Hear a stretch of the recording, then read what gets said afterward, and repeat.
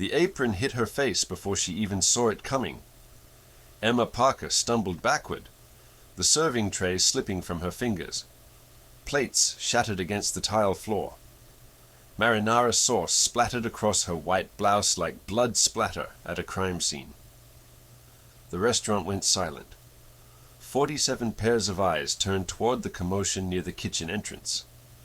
Greg Hartwell stood in the middle of Morrison's grill, his face crimson with rage, a vein pulsing visibly on his temple. The manager jabbed his finger toward Emma, his voice cutting through the Friday evening dinner rush like a chainsaw. "Get out! Now! You're done!" Emma's hands trembled as she wiped the tomato sauce from her cheek. She didn't cry, didn't scream back.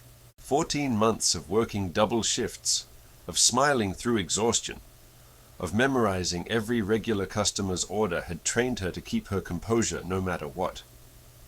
"Mr. Hartwell, please, if I could just explain..."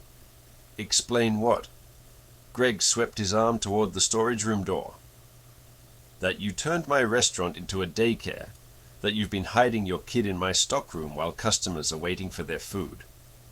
A murmur rippled through the dining room. Some customers looked away, suddenly fascinated by their plates. Others watched with the uncomfortable hunger of people witnessing a car crash they couldn't turn away from. Emma's voice dropped to barely a whisper. "She's sick. I had no one else to call. The daycare sent her home with a fever, and I couldn't leave my shift because nothing." Greg kicked at her fallen purse, scattering its contents across the floor. Loose change rolled under tables. A worn photograph slid across the tile.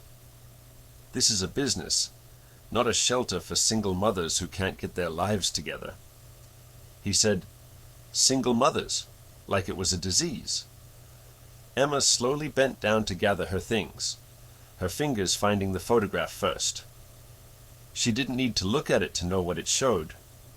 Michael, Lily, herself, taken 2 months before the diagnosis that would destroy everything. "Please." She hated the way her voice cracked. "Just let me finish my shift. I need this paycheck. What you need is to learn some responsibility." Greg pulled out his phone, making a show of checking the time. "You have 30 seconds to grab your things and get out. Clock's ticking." The storage room door creaked open. Every sound in the restaurant seemed to evaporate. Forks stopped clinking. Conversations died mid-sentence. Even the background music seemed to fade away. A little girl emerged from the darkness of the stockroom. She was 5 years old, with honey blonde hair like her mother's, tangled and damp with sweat. Her cheeks burned an angry red, flushed with fever. She clutched a threadbare teddy bear to her chest, one ear missing. Stuffing leaking from a split seam, and her glassy eyes searched the crowd of strangers until they found the only face that mattered. "Mommy!" Her voice came out as a rasp, small and frightened. "I'm thirsty. My head hurts." Emma's composure shattered. She rushed to her daughter, scooping Lily into her arms with the desperate tenderness of a woman trying to shield her child from a storm she couldn't stop. Lily's forehead burned against her neck. The little girl was trembling, whether from fever or fear. Emma couldn't tell. "It's okay, baby. It's okay. We're going home now." Greg snorted. 30 seconds are up. Get out." Emma held Lily tighter and walked toward the exit. She kept her head high, even as she felt 47 pairs of eyes boring into her back. She would not give them the satisfaction of seeing her break. She passed table after table. A businessman glanced up briefly, then returned to his steak. A woman in pearls leaned toward her husband and whispered something. A teenage girl recorded the whole scene on her phone, probably already composing the caption for her social media post. Nobody moved to help. Nobody said a word. At table 12, tucked in a corner near the window, an old man sat alone. He wore a faded jacket with frayed cuffs, the kind you'd find at a thrift store for $3. His face was weathered, unshaven, forgettable. A single cup of coffee sat before him, long gone cold. He looked like a retiree stretching a fixed income, the type of customer service secretly dreaded because they nursed one drink for 2 hours and tipped in loose change. But his eyes told a different story. Those eyes tracked Emma's every step with an intensity that didn't match his shabby appearance. His jaw was clenched so tight the muscles in his neck stood out like cables. His right hand gripped the edge of the table, knuckles white, as if he were physically restraining himself from standing up. He watched Greg smirk at Emma's retreating back. He watched Lily bury her feverish face in her mother's shoulder, and something in his expression shifted. A shadow passed across his features, dark and heavy, like a door opening to a room that had been locked for 50 years. He saw them, but he wasn't seeing them. He was seeing someone else, a different woman, a different child, a different rainstorm, half a century ago, when he was the one being carried out into the cold. Emma pushed through the front door. The October rain had started while she was inside, a cold drizzle that promised to get worse. She had no umbrella, no jacket except the sauce-stained blouse on her back, no car because she'd sold it 6 months ago to pay the electric bill. She stood under the narrow awning, Lily burning up in her arms, and pulled out her phone. The screen lit up with notification after notification. 37 missed calls from Sunny Day's daycare. 12 text messages from her landlord. The last one read 6 p.m. deadline. No payment. No apartment. Your stuff goes to the curb. One email from Denver Memorial Hospital Collections Department, final notice. Account past due. Balance $127, $843.52. Transferred to collections agency. The time on her phone read 5:52 p.m. 8 minutes until she lost her apartment. $4.73 in her wallet. A daughter who needed medicine she couldn't afford. And nowhere. Absolutely nowhere to go. The rain grew heavier. Lily whimpered against her chest. "It's okay, sweetheart." Emma's voice broke on the lie. "Mommy's going to figure this out. Mommy always figures it out." But she had no idea how. Behind her, the restaurant door swung open. Emma spun around, half expecting Greg to throw something else at her. Instead, she saw the old man from table 12. He stepped out into the rain without seeming to notice it. His faded jacket was already soaking through, but he made no move to seek shelter. He just stood there, 3 feet away from her, those intense eyes studying her face like he was searching for something. "Who are you?" Emma pulled Lily closer, her mother's instincts flaring. "What do you want? I don't have any money." The old man didn't answer her question. Instead, he asked one of his own. "How long have you worked here?" The question was so unexpected that Emma answered before she could think better of it. 14 months. "And tonight? How many tables did you serve at once?" 7. "But I don't see what that has to do with 7 tables." The old man nodded slowly, as if she'd confirmed something important. "I watched you for 3 hours. Not a single complaint. You remembered every modification, every allergy, every refill before the glass was empty." The rain was plastering Emma's hair to her face now. Lily shivered in her arms. None of this made sense. "Why do you care? Who are you?" The old man looked back at the restaurant's glowing sign. Morrison's Grill. The red neon letters reflected in his eyes, and when he turned back to Emma, his expression had changed. The shabby retiree was gone. In his place stood someone else entirely. Someone whose quiet authority suddenly made the faded jacket and unshaven face look like a costume rather than a circumstance. "I'm the man who owns that name." Lightning flashed across the Denver sky, and Emma's world tilted on its axis. Leave a like and share your thoughts in the comments along with the city you're watching from. Now let's continue with the story. Emma stared at the man in front of her, rain streaming down her face, her brain refusing to process what he'd just said. "That's impossible." She shook her head, water droplets flying from her hair. "David Morrison is a billionaire. He doesn't sit in the corner of his own restaurant drinking cold coffee in a thrift store jacket. And yet here I am." Lily coughed against Emma's shoulder, a wet, rattling sound that made Emma's chest tighten with fear. The little girl's body radiated heat like a furnace, her breathing shallow and labored. "Look, I don't know what kind of game you're playing." Emma took a step back toward the street. "But I have bigger problems than some old man pretending to be someone he's not." She turned to walk away. "Your daughter needs a hospital." The words stopped her cold. "Her fever is dangerously high?" The man continued, his voice cutting through the rain. "I've seen enough sick children to know, if you walk away now, carrying her through this rain with no car and no money, you'll be in an emergency room within 2 hours, except it won't be a scheduled visit. It'll be an ambulance call." Emma's arms tightened around Lily. She wanted to keep walking. Every instinct screamed at her not to trust strangers, especially strange men who appeared out of nowhere with impossible claims. But Lily was so hot, so still. "Even if you are who you say you are," Emma said without turning around, "why would you help me? You don't know me?"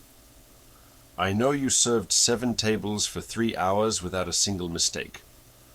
I know you disappeared into that storage room 4 times, stayed exactly 90 seconds each time, and came back without missing a beat. I know you were hiding your sick daughter because you couldn't afford to lose this shift." Emma finally turned. "You were watching me. I was watching everyone." David Morrison stepped closer, the rain plastering his gray hair to his forehead. 6 months ago, this restaurant had the lowest turnover rate in my entire chain. Now it's the highest. 40% of staff quit in half a year. I came to find out why." "Greg." The name came out like poison. "Greg." David nodded. "I've seen enough."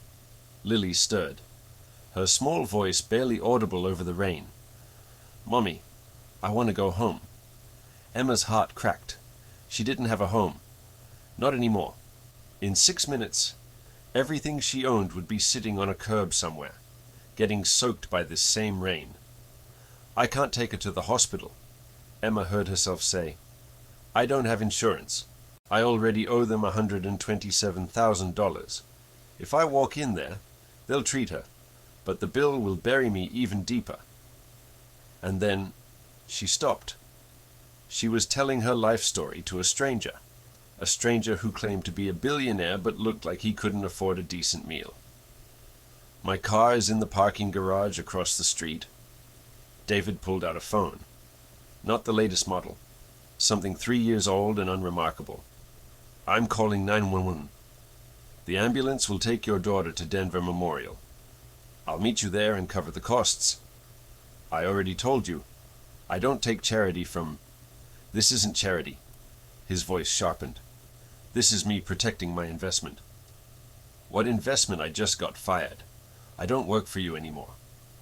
David looked at her for a long moment, rain running down his weathered face, something unreadable moving behind his eyes. "We'll discuss that at the hospital. Right now. Your daughter is running out of time." He dialed before she could protest again. The next 8 minutes blurred together. The ambulance arrived with screaming sirens that made Lily cry.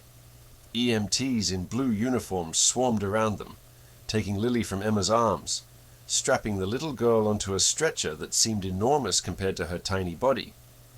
Someone wrapped a thermal blanket around Emma's shoulders. Someone else asked her questions she couldn't remember answering. Temperature 103.8 degrees. Fahrenheit. Respiratory rate elevated. Possible diagnosis: upper respiratory infection progressing to pneumonia. We need to get her on IV fluids and antibiotics. The lead EMT said, "Are you coming with us?" Emma climbed into the ambulance without looking back. She didn't see David Morrison standing in the rain, watching the vehicle pull away. She didn't see him finally move toward the restaurant, his shabby disguise dripping water onto the sidewalk. his eyes carrying a weight that had nothing to do with the evening's events. She didn't see him push through the door of Morrison's Grill one more time. Denver Memorial Hospital. 6:41 p.m.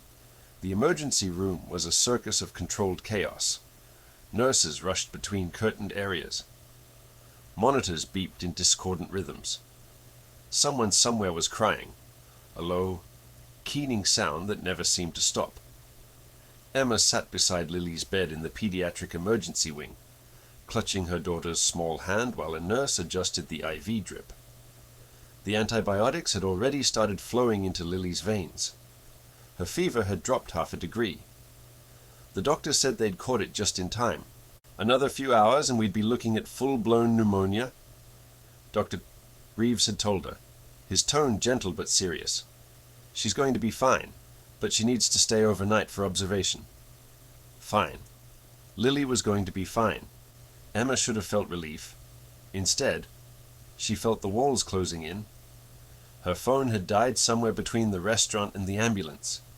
She'd borrowed a charger from the nurse's station, and now the notifications were flooding in, each one another nail in her coffin. The landlord had made good on his threat. Her belongings were on the street. A neighbor had texted her a photo garbage bags full of clothes, a broken lamp, Lily's plastic toy kitchen lying on its side in a puddle. The hospital billing department had already sent a representative. A polite young man with sympathetic eyes and an iPad full of bad news. Without insurance, tonight's visit would cost approximately $4,200. The IV antibiotics alone were $800. The overnight stay would add another $2,500. We can set up a payment plan, he'd offered, like he was doing her a favor. A payment plan on top of the $127,000 she already owed. Debt on top of debt on top of debt.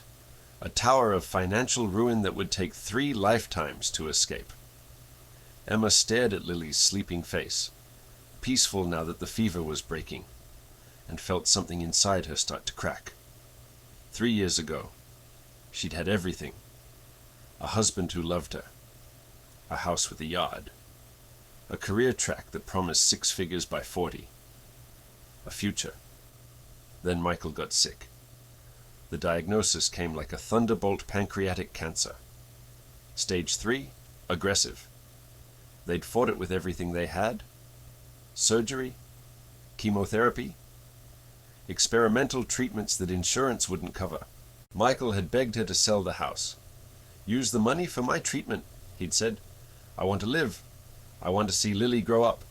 But Emma had refused. That house is Lily's home. We'll find another way. They hadn't found another way. Michael died 8 months later, in a hospital room much like this one, holding Emma's hand and whispering apologies for leaving her. The bank took the house 3 months after that. The medical bills kept coming, a river of paper demanding money that didn't exist. Emma's master's degree in business administration became worthless when no company would hire someone drowning in debt, someone who might declare bankruptcy, someone who was a financial risk. So she became a waitress. She served food to people who earned in an hour what she made in a week. She smiled and nodded and remembered their allergies and their preferences and their stupid jokes. And she took their tips and their condescension and their casual cruelty, and she told herself it was temporary. 14 months of temporary, and now this. Mrs. Parker. Emma looked up. A woman in a suit stood at the entrance to Lily's curtained area, holding a clipboard. It's Ms. Emma corrected automatically. I'm not married anymore. Ms. Parker. The woman's smile didn't reach her eyes. I'm from the billing department. I understand you don't have insurance. I spoke to someone already. The young man with the iPad. Yes, Marcus. He handles standard cases. The woman's smile tightened. I handle special circumstances. Something cold settled in Emma's stomach. What special circumstances? Your existing balance with Denver Memorial? The woman consulted her clipboard. You currently owe $127,843.50. which was transferred to collections last month. Adding tonight's estimated charges, your total debt to this hospital system will exceed $132,000. I'm aware of the number. I'm sure you are. The woman lowered her clipboard. Ms. Parker, when a patient's debt reaches a certain threshold, we're required to conduct a financial assessment. It's standard procedure. Assessment for what? To determine your ability to provide adequate care for your dependents. The cold in Emma's stomach turned to ice. Are you threatening to take my daughter? I'm not threatening anything. The woman's voice remained perfectly professional. I'm informing you that in cases of extreme financial hardship, the hospital is legally obligated to notify Child Protective Services. It's not a judgment on your parenting. It's a safeguard for the child. Emma stood up so fast her chair scraped against the floor. My daughter is sick because I couldn't afford medicine last month. She's in this hospital because I brought her here. Everything I do is for her. I understand, and no one is questioning your love for your daughter. The woman made a note on her clipboard. But love doesn't pay for antibiotics. Ms. Parker. Love doesn't provide stable housing. The state needs to be assured that Lily's basic needs can be met. Get out, Ms. Parker. I said get out. The woman retreated without another word, her heels clicking against the linoleum like a countdown to disaster.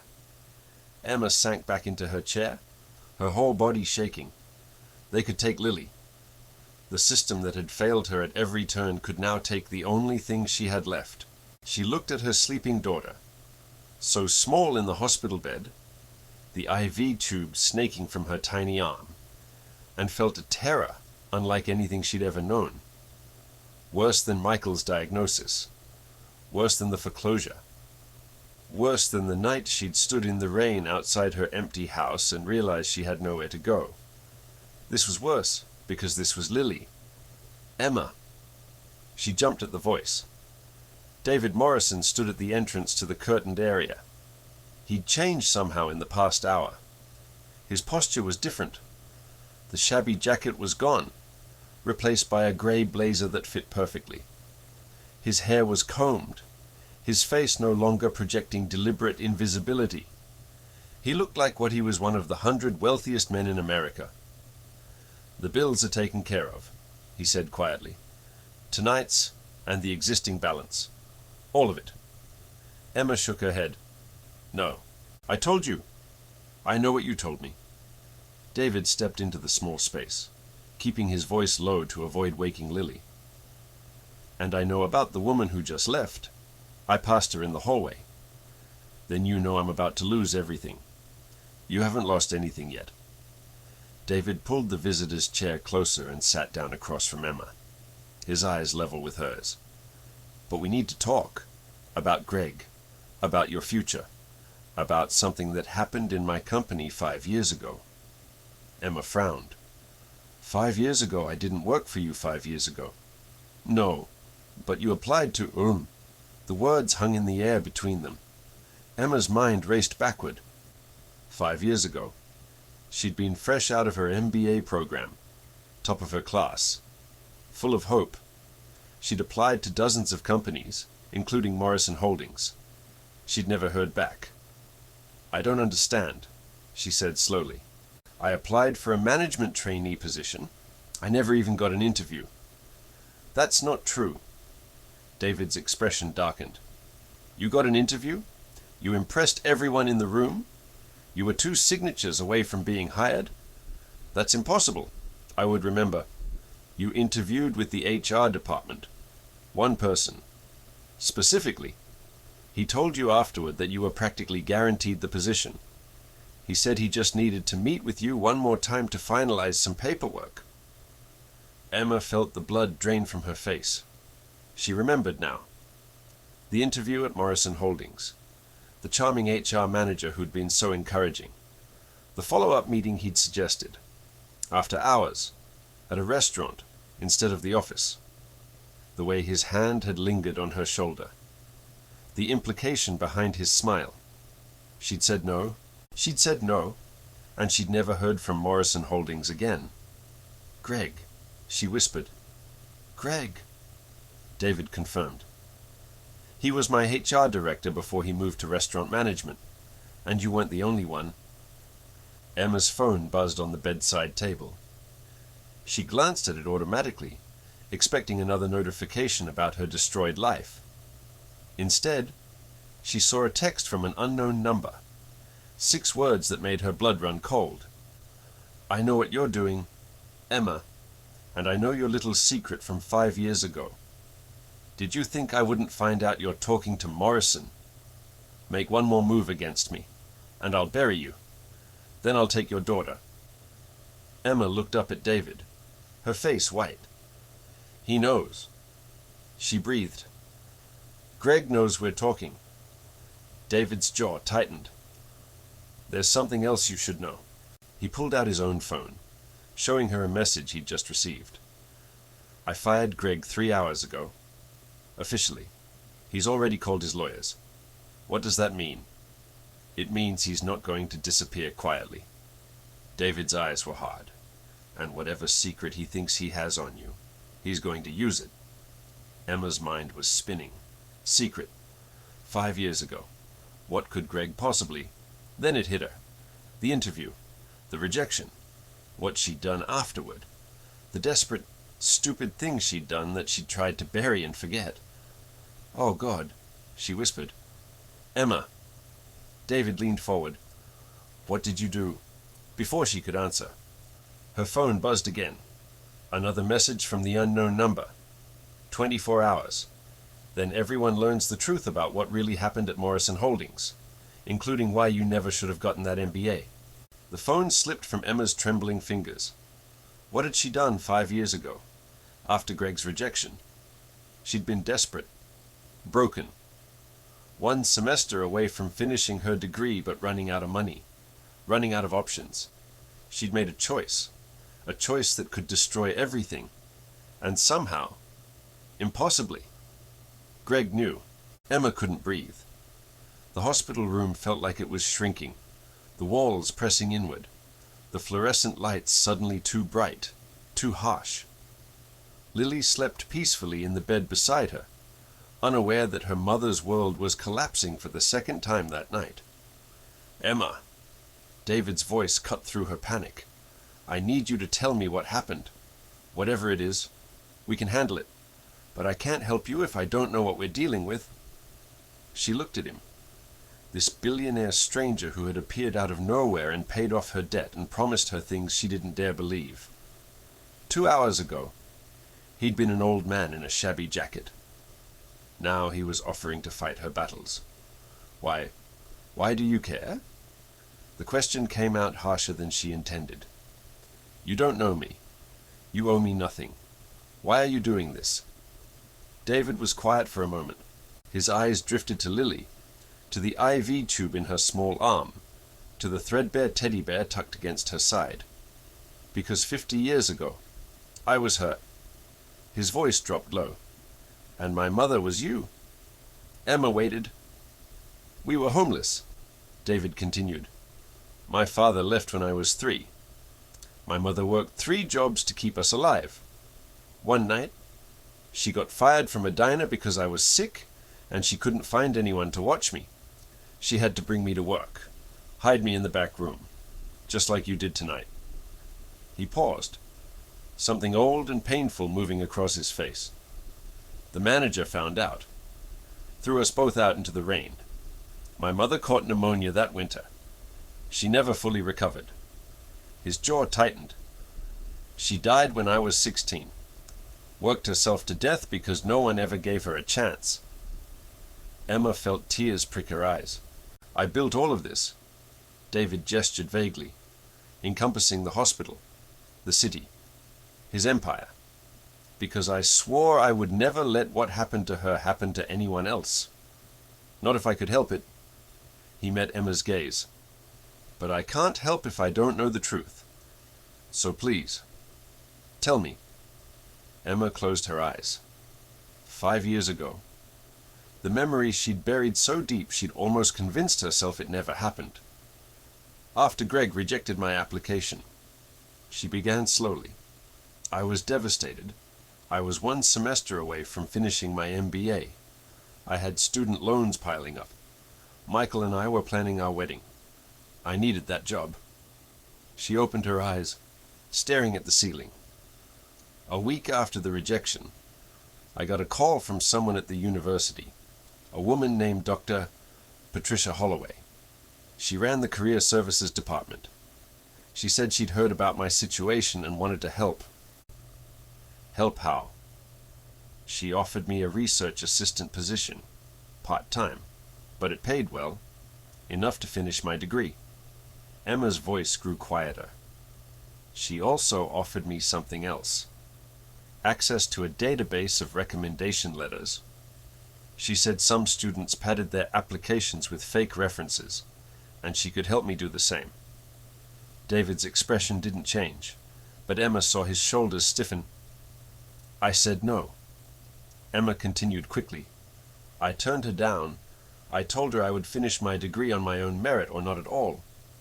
Then what's the secret? Emma's hands twisted in her lap. I reported her. David frowned. You reported her for offering to help you cheat. That's not a scandal. That's integrity. I reported her anonymously. Emma's voice cracked. I was scared. Scared she would retaliate. Scared she would fail me in some class. Scared she had more power than I did. So I sent an anonymous email to the dean with everything she told me. And the university investigated. They found evidence that Dr. Holloway had been running this scheme for years, helping students fake credentials in exchange for payments. She was fired, lost her pension, lost everything. Emma finally looked at David. A month later, she killed herself. The words hung in the air like smoke. I never told anyone, Emma whispered. Not Michael. Not anyone. I graduated. I moved on. I tried to forget. David leaned back in his chair. Processing. So Greg is threatening to reveal that you were the anonymous whistleblower who exposed a corrupt Professor Emma. That's not a scandal. You did the right thing. You don't understand. Emma shook her head. After Dr. Holloway died, her family started investigating. They were convinced she'd been framed. They hired a private detective, lawyers, everyone they could afford. They've been trying for 5 years to find out who made that anonymous report. Why would that matter? Because they're not looking for a hero. Emma's voice trembled. They're looking for someone to blame.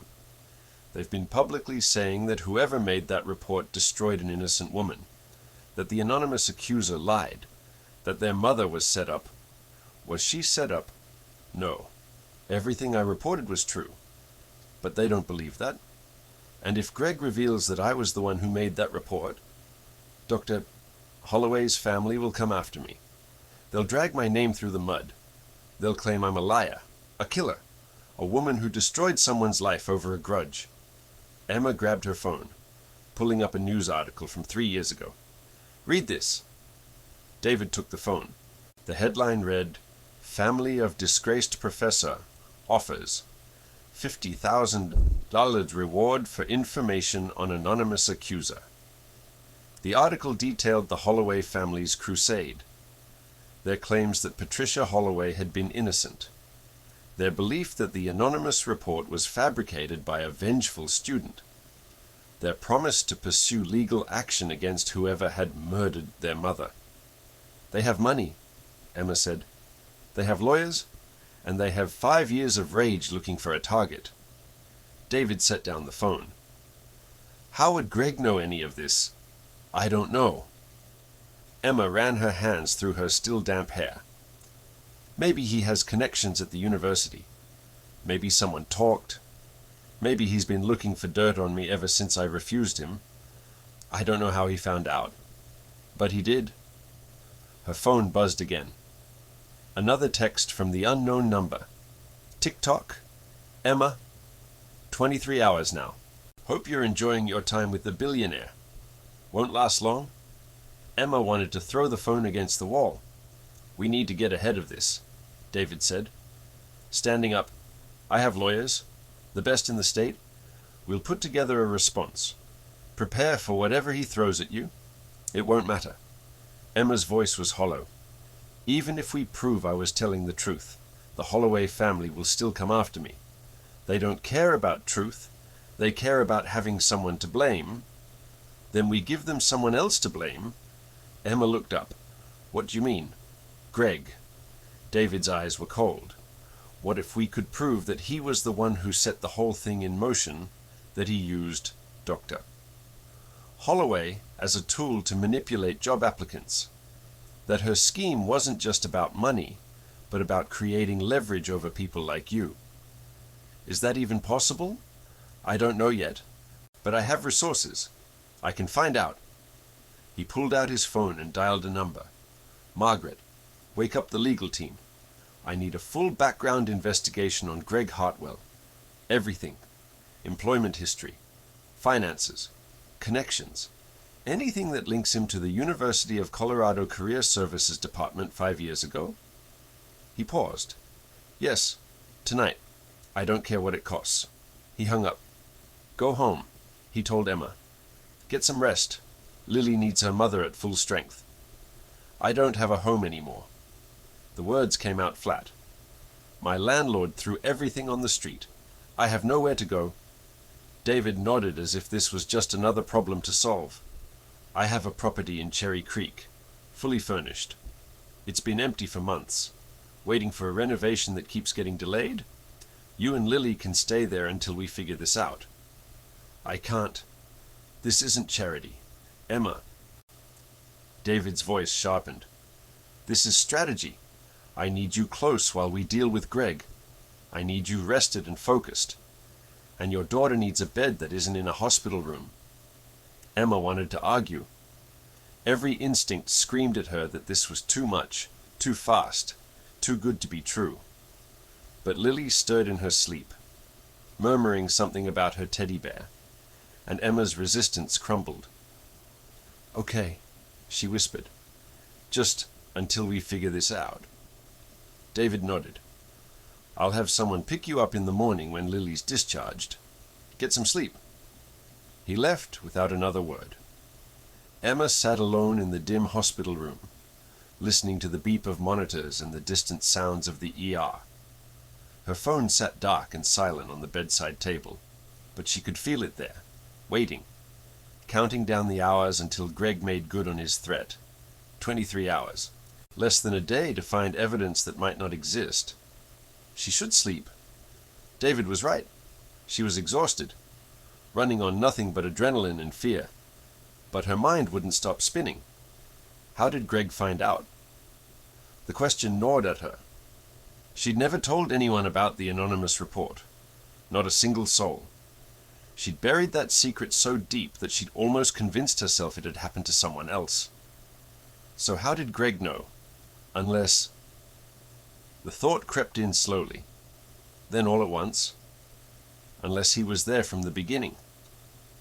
Emma sat up straight, her heart suddenly pounding. What if Greg hadn't just found out about Dr. Holloway? What if he'd been connected to her all along? She grabbed her phone and started typing, searching for anything that linked Greg Hartwell to the University of Colorado. Article after article scrolled past, none of them relevant. Then she found it, a photo from 6 years ago, a university fundraising gala. Rows of smiling faces in formal wear, donors and administrators mingling with champagne glasses. And there, in the background, almost hidden behind a pillar, Greg Hartwell, shaking hands with Dr. Patricia Holloway.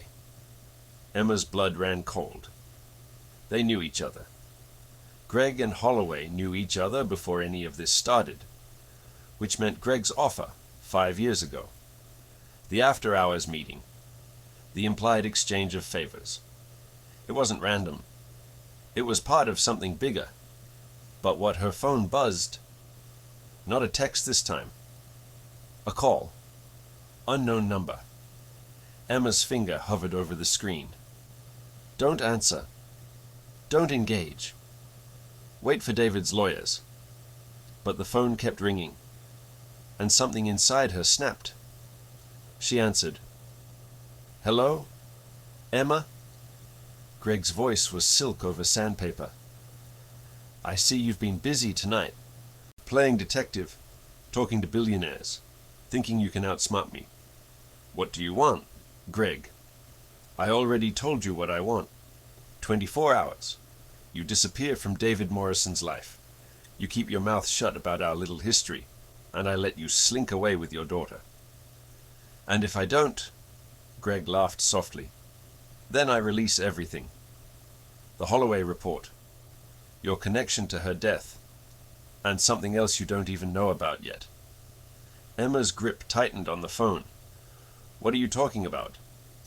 Did you ever wonder why Dr. Holloway targeted you specifically? Why she called you, out of all the students in that program? She said she heard about my situation. She heard about it because I told her.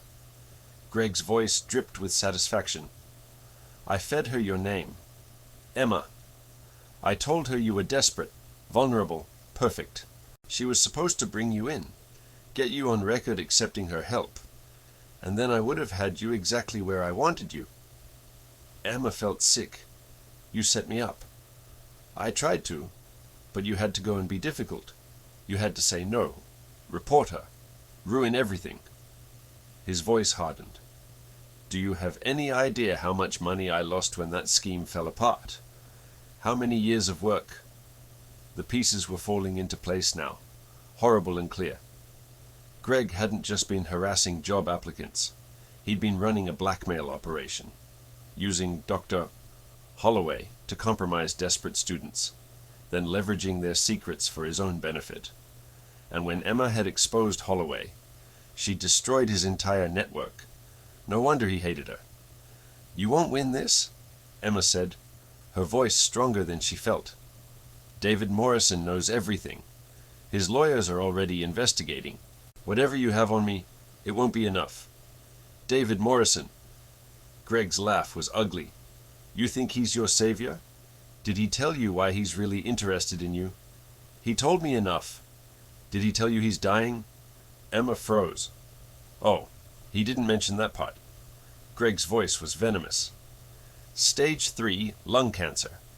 The great David Morrison has maybe 6 months to live. That's why he's running around playing guardian angel. He's trying to find someone to hand his empire to before he kicks the bucket.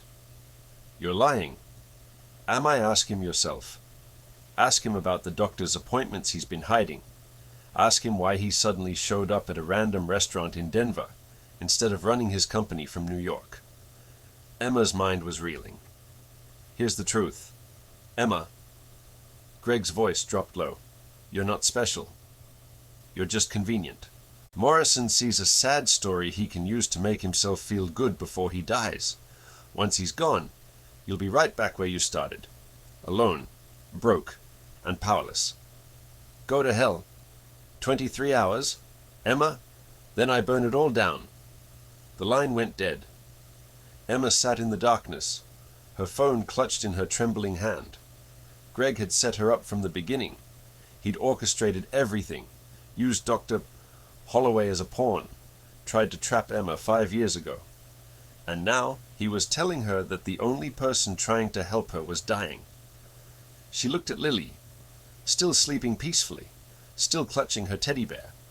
What if Greg was right? What if David Morrison was just using her? What if she was nothing but a project to him?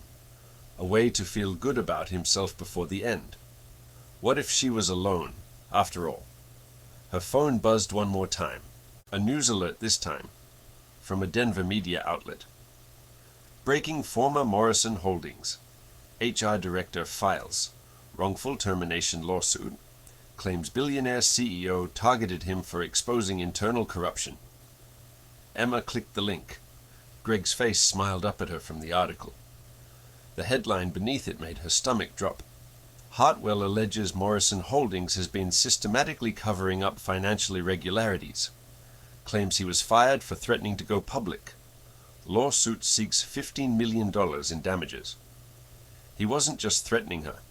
He was going to war with David Morrison himself, and somehow, impossibly, Greg had found a way to make himself look like the victim. Emma stared at the article, at Greg's confident smile, at the quotes from his lawyers painting him as a brave whistleblower standing up to a corrupt billionaire. She'd thought things couldn't get worse. She'd been wrong. Morning light filtered through the hospital window, pale and grey, as if the sun itself was too tired to fully commit to a new day. Emma hadn't slept. She'd spent the night in the chair beside Lily's bed, scrolling through article after article about Greg's lawsuit, watching the stories spread from local news to regional outlets to national business publications. By 3 a.m., it had reached the financial pages of major newspapers. By 5 a.m., Morrison Holdings stock had dropped 4% in pre-market trading. Greg wasn't just attacking her anymore. He was attacking everything David Morrison had built. And he was winning. Lily woke at 7:15 groggy but better. Her fever had broken overnight. The antibiotics were working. Dr. Reeves came by at 8 to sign the discharge papers, pronouncing her well enough to go home with a prescription and instructions to rest. Home. Emma still didn't know where that was. A knock at the door made her turn. A woman in her 50s stood in the entrance. Silver hair pulled back in an elegant chignon, wearing a charcoal suit that probably cost more than Emma's last 3 months of rent combined. Ms. Parker, I'm Margaret Chen, Mr. Morrison's executive assistant. Her voice was crisp but not unkind. I have a car waiting downstairs to take you to the Cherry Creek property. Mr. Morrison sends his apologies that he couldn't come himself. He's been in meetings with his legal team since 4 a.m. Emma gathered Lily's things mechanically, tucking the teddy bear under her arm, trying to process the surreal turn her life had taken. 24 hours ago, she'd been a waitress with a sick daughter and a mountain of debt. Now she was being escorted by a billionaire's assistant to a borrowed house, while lawyers fought battles she didn't fully understand. The car was a black Mercedes with tinted windows. Lily pressed her face to the glass as they drove through Denver's morning traffic, watching the city slide past with the wonder of a child who rarely got to ride in anything nicer than a bus. Look, Mommy. She pointed at a fountain in front of a downtown building. It's pretty. It is, sweetheart. Margaret sat in the front seat, typing on her phone, occasionally glancing back at Emma with an expression that was hard to read. Professional concern, maybe, or professional assessment. Emma couldn't tell. The Cherry Creek house was a 2-story craftsman on a quiet, tree-lined street. Not a mansion, but clearly expensive, with a manicured lawn and flower boxes that someone had been paid to maintain, even though no one lived there. Margaret led them inside. The interior was warm and welcoming, nothing like the cold, modern aesthetic Emma had expected from a billionaire's property. Hardwood floors, comfortable furniture, a kitchen stocked with groceries. Mr. Morrison had the refrigerator filled this morning. Margaret said, "There are clothes in the upstairs closets that should fit both of you. He wasn't sure of your sizes, so there's a range. If you need anything else, my number is on the counter." She paused at the door. "Ms. Parker, David Morrison is not a man who invests in people carelessly. Whatever you're thinking right now, whatever doubts you're having, know that he sees something in you worth fighting for." Before Emma could respond, Margaret was gone. Lily had already discovered the living room, where a basket of toys sat beside the fireplace. New toys, still in packaging, as if someone had made a frantic trip to a store at midnight to prepare for a 5-year-old guest. Emma sank onto the couch and let herself breathe for the first time in 20 hours. Her phone buzzed. She tensed, expecting another threat from Greg, but the number was different. Local, but unfamiliar. She answered cautiously. "Hello. Emma Parker." A woman's voice, nervous and rushed. "My name is Linda Chen. I used to work for Greg Hartwell. I need to talk to you." Emma's heart stuttered. "How did you get this number?" "I still have contacts at Morrison Holdings. Please, I don't have much time. Greg doesn't know I'm calling." Linda's voice dropped lower. "I heard about what happened at the restaurant. I heard about the lawsuit, and I know things that could help you." Emma sat up straighter. "What kind of things?" "Not over the phone. Can you meet me?" "There's a coffee shop on 16th and Stout. The Corner Cup. I can be there at noon." "Why should I trust you?" Linda was quiet for a moment. "Because 10 years ago, I was you." She finally said, "Greg did to me what he tried to do to you. I've been keeping his secrets ever since because I was too scared to fight back. But I'm tired of being scared. Emma, I'm tired of watching him destroy people." Emma looked at Lily, happily unpacking toys on the living room floor. "How do I know this isn't a trap? You don't..." Linda's voice was honest. "But I have documents, emails, records of payments Greg made to Dr. Holloway before she died. Proof that he was part of the scheme. If you want to take him down, you need what I have." Emma's pulse quickened. Documents, emails, proof. Everything they needed to destroy Greg's narrative. "Noon," Emma said. "I'll be there." She hung up and immediately called David. He answered on the second ring, his voice rough with exhaustion. "Emma, how's Lily?" "Better. She's playing with toys your assistant apparently bought in the middle of the night." "Margaret handles everything." A pause. "I saw the news. I'm sorry you're caught up in this. I'm sorry you're being sued because of me. I've been sued before. It comes with the territory." His voice hardened. "Greg's lawsuit is desperate. He knows I have the video from the restaurant, the recording of him screaming at you. His lawyers are trying to control the narrative before we release it." "David, I just got a call." Emma relayed her conversation with Linda Chen, watching his silence stretch through the phone. "Linda Chen," he finally said. "She was Greg's assistant before he moved to restaurant management. She left the company 3 years ago under unclear circumstances. She says she has proof. Documents linking Greg to Dr. Holloway." Another pause, longer this time. "It could be legitimate," David said slowly. "Linda always seemed uncomfortable around Greg, like she was hiding something. Or it could be a trap. Yes, it could." David exhaled. "Let me send someone with you? Security? Just in case." "No." Emma surprised herself with the firmness in her voice. "If I show up with bodyguards, she'll bolt. She's scared. David, I heard it in her voice. She needs to believe I'm on her side." "Emma, I've spent the last 3 years being powerless, letting things happen to me, waiting for someone to save me." She looked at Lily, who was making her new teddy bear dance with her old one. "I can't do that anymore. I need to do this myself." David was quiet. "All right," he finally said, "but check in with me every hour. And if anything feels wrong, you leave. Immediately." "I will. Emma." His voice softened.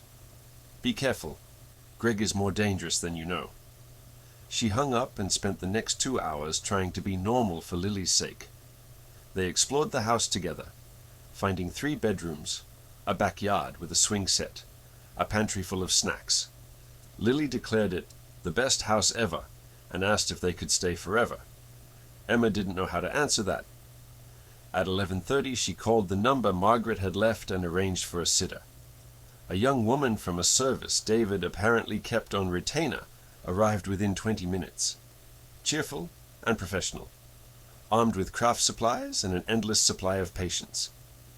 Lily barely noticed when Emma left.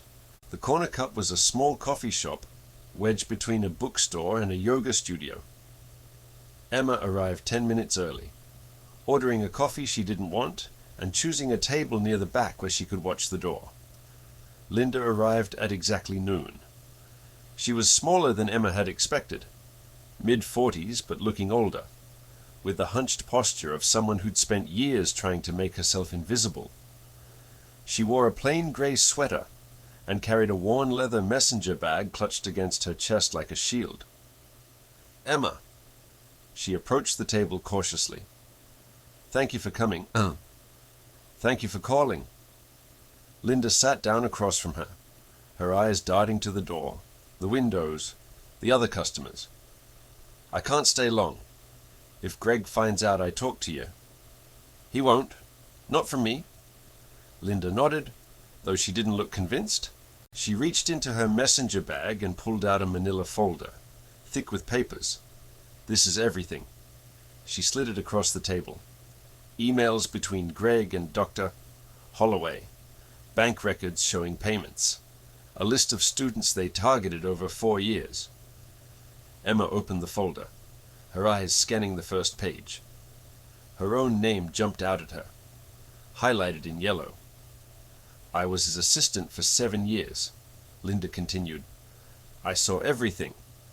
The way he operated, the people he destroyed. I wanted to say something, but—" She trailed off, her hands twisting in her lap. "But what—" Linda's eyes glistened. "He has something on me. Something I did a long time ago, before I knew what kind of man he was. A mistake. If it came out, I'd lose everything." "What did you do?" Linda shook her head. "It doesn't matter. What matters is that I'm tired of being afraid. When I heard about what happened to you, something snapped. I can't let him keep doing this." Emma looked at the documents, at the evidence that could change everything. "Why me?" she asked. "Why now?" "Because you're the first person who ever said no to him and survived." Linda's voice strengthened. 5 years ago, you reported Dr. Holloway. You destroyed his operation. He's been planning revenge ever since, waiting for the right moment. But you're still standing. You're still fighting. She reached across the table and gripped Emma's hand. "You can beat him. Emma, I believe that. I just need you to promise me something." "What?" "When this is over, when Greg is destroyed, you'll protect me. You'll make sure whatever he has on me never comes out." Emma looked into Linda's eyes, seeing fear and hope and desperation all mixed together. "I promise," she said. "We'll protect each other." Linda's face flooded with relief. "Thank you. Thank you so much." She glanced at her watch. "I have to go. My lunch break is almost over." She stood, then paused. "One more thing. There's a name in those documents you should pay attention to. A student from 4 years ago, Rachel Thompson. She was one of Greg's targets, but she escaped somehow. She might have more evidence. Where is she now?" "Seattle. She works for a tech company there." Linda was already backing toward the door. "Find her. She's the key to everything." And then she was gone, disappearing into the lunchtime crowd on 16th Street. Emma sat alone with the folder, her coffee growing cold beside her. She had evidence, real, tangible proof of Greg's crimes. She had another lead. Rachel Thompson in Seattle. For the first time since the apron hit her face, she felt something that might be hope. She pulled out her phone to call David. That's when she noticed something strange. The folder Linda had given her was thick, maybe 50 pages of documents, but the paper felt wrong. Too new, too crisp. Like it had been printed that morning rather than collected over years. Emma flipped to the last page. Her blood went cold. At the bottom of the final document, so small she almost missed it, was a watermark, a tiny logo in the corner of the page, Morrison Holdings. These documents had been printed on David Morrison's company paper. Emma stared at the watermark, her mind racing. Linda had said she'd been collecting these documents for years, that she'd gathered them secretly, stored them away, waited for the right moment. But Morrison Holdings had changed their watermark design 18 months ago. Emma knew because she'd seen the old logo on documents at the restaurant. and the new one on papers Margaret had given her this morning. The watermark on these pages was the new design, which meant these documents hadn't been collected over years. They'd been printed in the last 18 months, possibly today. Emma looked up at the coffee shop door, but Linda was long gone. Her phone buzzed. A text from an unknown number. How did the meeting go? Did Linda give you everything you needed? Emma's hands trembled. Greg knew about the meeting. Greg knew about Linda, which meant Linda hadn't been a frightened whistleblower ready to expose her former boss. Linda had been a messenger, and Emma had walked right into the trap. Emma's hands wouldn't stop shaking. She sat in the coffee shop, the manila folder spread open before her, the Morrison Holdings watermark burning into her retinas like a brand. Around her, the lunch crowd chatted and laughed, oblivious to the fact that her world had just collapsed for the third time in 24 hours. Her phone buzzed again. Another text from the unknown number. Don't bother running. I know where you're staying. I know about the little house in Cherry Creek. I know about the toys David bought for Lily. Emma's stomach lurched. Lily.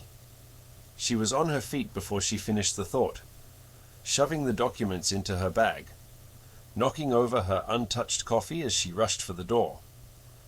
The liquid spread across the table like a stain, dripping onto the floor. But she was already gone. The Uber took 11 minutes of staring at her phone, willing it not to buzz again, imagining every horrible scenario her exhausted mind could conjure. Lily taken. Lily hurt. Lily gone. She burst through the front door of the Cherry Creek house to find Lily exactly where she'd left her, sitting on the living room floor with the sitter, finger painting a picture of what appeared to be a purple elephant. Mommy. Lily held up her artwork, beaming. Look what I made. Emma dropped to her knees and pulled her daughter into a hug so tight Lily squeaked in protest. Mommy, you're squishing me. Sorry, baby. Emma loosened her grip but didn't let go. I just missed you. The sitter stood awkwardly nearby. Is everything okay, Ms. Parker? You look pale. Everything's fine. The lie came automatically. I just need to make some calls. Can you stay another hour? Of course. Emma retreated to the kitchen, closing the door behind her, and called David. He answered immediately. Emma, what happened? You were supposed to check in 30 minutes ago. It was a setup. The words tumbled out in a rush. Linda, the documents, all of it. Greg knew I was meeting her. He texted me right after she left. The documents were printed on Morrison Holdings paper with your new watermark, the one you changed 18 months ago. Silence on the other end. David, are you there? I'm here. His voice was strange. Tight. Emma, I need you to listen to me very carefully. Don't trust anyone right now. Not Linda. Not anyone who contacts you claiming to help. Lock the doors. Stay inside with Lily. What about you? Can you come here? Another pause. Longer this time. I'm in the middle of something. A meeting I can't leave. He sounded distracted, like he was reading something while talking to her. I'll send Margaret. She'll be there within the hour. David, what's going on? Just stay where you are. I'll explain everything when I see you. He hung up before she could respond. Emma stared at her phone, unease crawling up her spine. Something was wrong. David's voice hadn't just been tired. It had been evasive. The same tone Michael used to use when he was hiding how much pain he was in, when he didn't want her to worry. Greg's words from last night echoed in her mind. He's dying. Stage 3, lung cancer. Was it true? And if it was, what else was David hiding? The doorbell rang. Emma's heart stopped. She crept to the front window, peering through the blinds. A delivery truck sat in the driveway. A uniformed driver standing on the porch with a small package. Just a delivery, nothing sinister. She opened the door. Emma Parker. The driver held out an electronic pad. Sign here, please. She signed with trembling fingers. The driver handed her the package, a plain cardboard box no bigger than a shoebox, and walked back to his truck without another word. Emma closed the door and stared at the box. No return address, no company logo. Just her name, handwritten in neat black letters. She shouldn't open it. She should call David, call the police, call someone. But something compelled her forward. She carried the box to the kitchen, set it on the counter, and carefully lifted the lid. Inside, nestled in tissue paper, was a USB drive and a photograph. Emma picked up the photo with numb fingers. It showed her, 5 years ago, sitting in a campus coffee shop, leaning across a table toward Dr. Patricia Holloway. Their heads were close together, like conspirators, like friends. On the back of the photo, someone had written, October 14th, 2019, the day you became a murderer. Emma's knees buckled. She grabbed the counter to keep from falling, her mind spinning. She remembered that day. It was the day Dr. Holloway had called her, offered her the research assistant job, proposed the scheme with fake recommendations. Emma had said no. She'd left that meeting and gone straight home to write the anonymous report. But in this photo, captured from some hidden angle, it looked like something else entirely. It looked like two women planning something together. It looked like collaboration, like guilt. The USB drive. What was on the USB drive? Emma's hand shook as she found her laptop, plugged in the drive, and opened the single file it contained. A video. She pressed play. The footage was grainy, clearly recorded from a distance, but the audio was crisp. It showed the same coffee shop, the same table, the same meeting, but it had been edited. The parts where Emma refused Dr. Holloway's offer were gone. What remained made it look like Emma was eagerly agreeing, nodding along, smiling at the professor's suggestions.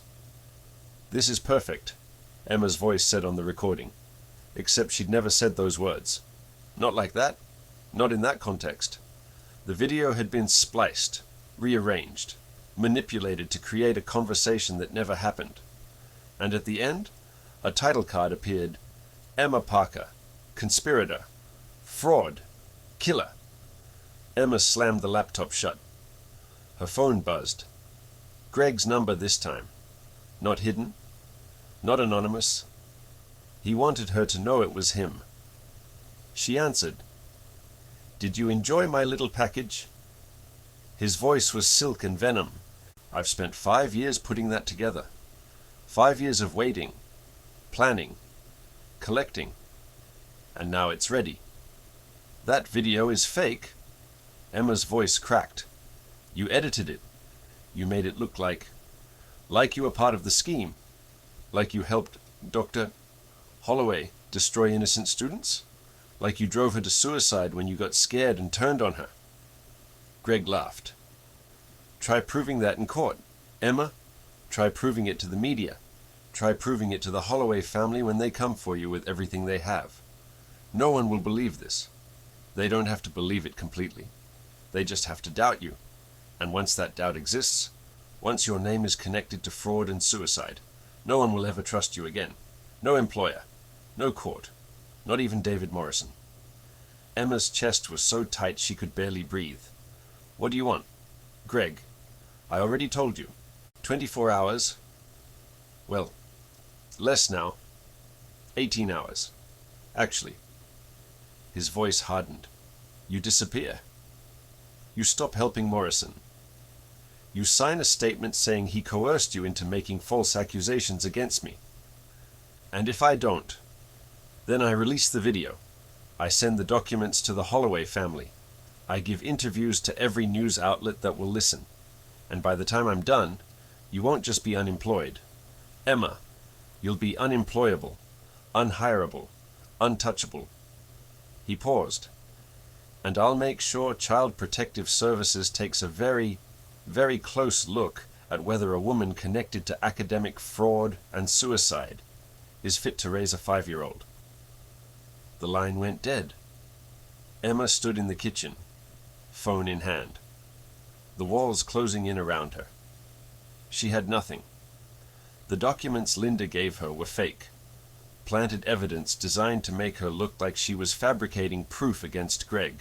The video made her look guilty of the very crime she'd exposed. And Greg had 18 hours to destroy everything she'd ever been. Her phone rang again. David's number. She answered, desperate for something. Anything to hold on to. Emma, I just got a call from my lawyer. David's voice was different now. Colder. More distant. Someone sent them a video.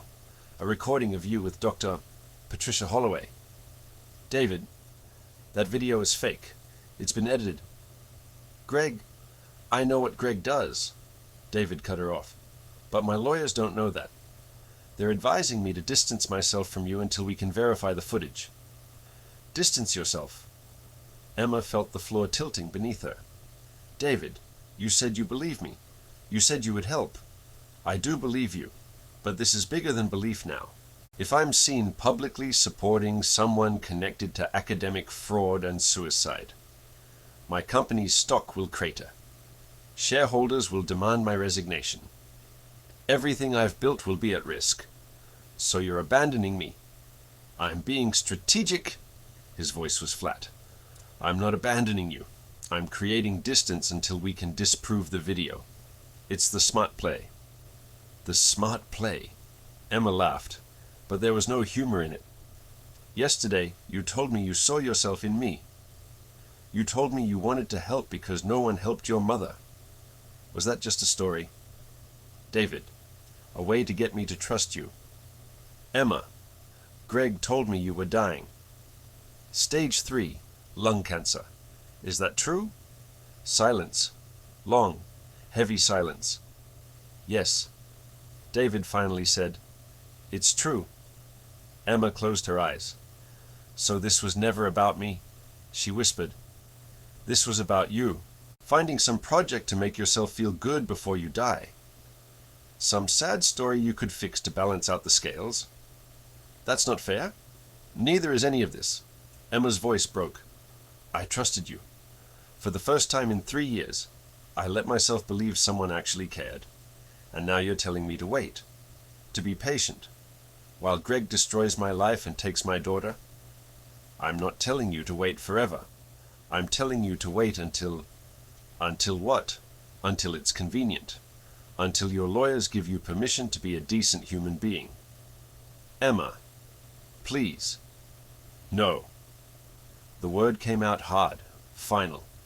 I'm done waiting for someone to save me. I'm done trusting people who promise help and then disappear when it gets hard. She hung up. The phone immediately started ringing again. David's number flashing on the screen. She declined the call.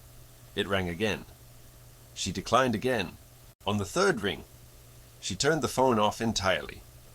Emma stood alone in the kitchen of a house that wasn't hers, wearing clothes that weren't hers, surrounded by evidence of a life she'd borrowed from someone who'd already given up on her. 18 hours. In 18 hours, Greg would release the video. The Holloway family would come for her. Child Protective Services would take Lily, and she had nothing. No evidence. No allies. No plan. She walked to the living room doorway and watched her daughter paint. Small fingers covered in purple and green, tongue poking out in concentration. Lily looked up and smiled, that pure, innocent smile that made everything worth fighting for. Mommy, come paint with me. Emma tried to smile back, but her face wouldn't cooperate. She had failed.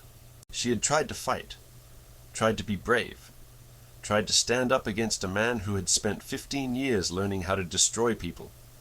And she had lost. Her phone was off, but she could still feel it in her pocket, heavy with messages she couldn't face. David, trying to explain. Greg counting down the hours. The world closing in from every direction. She sank onto the couch, watching Lily paint, and felt something inside her go quiet. Not peaceful quiet. Empty quiet. The quiet of a woman who had run out of options, run out of hope, run out of fight. Lily held up another painting. This one's for you. Mommy. It's our family. See, that's you, and that's me, and that's Daddy in heaven watching us. Emma took the painting with trembling hands. 3 stick figures, 2 on the ground, 1 in the clouds with wings. It's beautiful, baby. Daddy said you were the bravest person he ever knew. Lily's voice was matter-of-fact, the way children speak about profound things. He said nothing could ever stop you. Emma stared at the painting through blurring eyes. Michael had said that. In the hospital. Near the end. When the morphine made him ramble. Nothing stops Emma Parker. Remember that? Lily? Your mother is unstoppable. But he was wrong. She had been stopped. She had been crushed, manipulated, betrayed, and abandoned. And in 18 hours, she would lose everything. Lily went back to painting, humming a song from a cartoon she liked, completely unaware that her mother was falling apart 3 feet away. Emma looked at the painting in her hands. 3 stick figures. A family. A reminder of everything she'd lost and everything she was about to lose again. She folded the painting carefully, tucked it into her pocket next to her dead phone, and closed her eyes. She didn't know what to do anymore. She didn't know how to fight. She didn't know how to win. All she knew was that she was alone, and the clock was ticking. The afternoon bled into evening. Emma sat on the couch in the Cherry Creek house, watching shadows lengthen across the floor, watching Lily play with toys she didn't own in a room that wasn't theirs. The sitter had left hours ago. Emma had forced herself to make dinner, macaroni and cheese from a box, and watched Lily eat while she pushed food around her own plate. 16 hours now. 16 hours until Greg released the video. She still hadn't turned her phone back on. Lily fell asleep at 8, exhausted from her illness and the excitement of a new place. Emma carried her to the upstairs bedroom, tucked her under covers that smelled like lavender fabric softener, and placed both teddy bears beside her. "I love you, Mommy," Lily murmured, already half asleep. "I love you too, baby." More than anything, Emma stood in the doorway, watching her daughter's chest rise and fall, and felt the weight of her failure pressing down like a physical thing. She had tried so hard, 3 years of trying, 3 years of double shifts and skipped meals and smiling when she wanted to scream. 3 years of telling herself that if she just worked hard enough, things would get better. Things had not gotten better. She walked downstairs, sat on the couch, and finally turned on her phone. 47 missed calls, most from David, a few from numbers she didn't recognize. 12 text messages from David. "Please call me back." "I'm sorry. Let me explain." "Emma, please." And 1 text from Greg, sent an hour ago. 15 hours. Tick-tock. "Emma, have you made your decision?" She should call David back. She knew she should. Whatever he'd said, whatever distance he'd tried to create, he was still her only ally, her only resource, her only chance. But something had broken inside her during their last conversation. Not her trust. That had been broken long ago. By life. By circumstances. By the endless parade of people who promised help and delivered disappointment. What had broken was her hope. The belief that things could get better. That justice existed. That good people were rewarded and bad people were punished. Greg Hartwell had spent 15 years hurting people, and he was still standing, still winning, still destroying lives without consequence. Michael had been a good man, kind, hard-working, devoted to his family, And he died at 34, wasted away by cancer while Emma watched helplessly. Dr. Holloway had been corrupt, yes, but she'd also been a pawn in Greg's game. She'd paid with her life, while Greg walked away untouched. Where was the justice in any of it? Emma's phone buzzed. Not a call this time. An email. From an address she didn't recognize. Rachel Thompson, Seattle Email. Come subject. I heard what's happening. I can help. Emma stared at the screen. Rachel Thompson. The name Linda had mentioned. One of Greg's other victims. Was this another trap? Another layer of Greg's manipulation? She opened the email anyway. Emma. My name is Rachel Thompson. 5 years ago, I was targeted by Greg Hartwell the same way you were. He tried to use Dr. Holloway to compromise me, to create leverage he could use later. I got lucky. I had a friend who worked in university IT. She warned me that someone was monitoring my emails, recording my calls. I got out before Greg could trap me. But I've been watching him ever since. Waiting. Collecting. I have evidence. Emma. Real evidence. Not documents that could be faked. Not recordings that could be edited. Something better. I have a witness. Someone who was in the room when Greg and Dr. Holloway planned everything. Someone who can testify to exactly what they did and why. But here's the problem. I'm in Seattle, and this witness won't talk to anyone except me. She's terrified of Greg, terrified of what he'll do if she comes forward. If you want this evidence, you'll have to come here. Tonight. I know that sounds impossible. I know you have no reason to trust me after what Linda did, but I'm not Linda. I'm not working for Greg. I'm the one who got away. And I want to help you be the next one. Call me if you're ready, 206-555-0147. Rachel. Emma read the email 3 times. It could be another trap, another elaborate scheme to destroy her. But it could also be real. She thought about calling David, asking for his advice, his resources, his help. But David had already abandoned her once today. What would stop him from doing it again? She thought about ignoring the email, accepting her fate, letting Greg win. But then she thought about Lily, asleep upstairs, clutching a teddy bear that had belonged to her father. If Emma gave up now, what would happen to her daughter foster care, group homes, a childhood defined by the absence of both parents? Emma had grown up in the system. She knew what it was like to be shuffled from house to house, never belonging anywhere, never being anyone's priority. She had sworn, when Lily was born, that her daughter would never experience that. She had sworn. Emma picked up the phone and dialed the number in the email. Rachel answered on the second ring. Emma, how do I know you're real? You don't... Rachel's voice was calm, steady. But I can tell you something that will help you decide. What? The night Dr. Holloway died? She didn't kill herself? Emma's breath caught. What are you saying? I'm saying the police ruled it suicide, but they were wrong. Or they were paid to be wrong. Dr. Holloway left a note, yes, but she also left something else. A backup drive hidden in her office with files Greg thought he'd destroyed. How do you know this?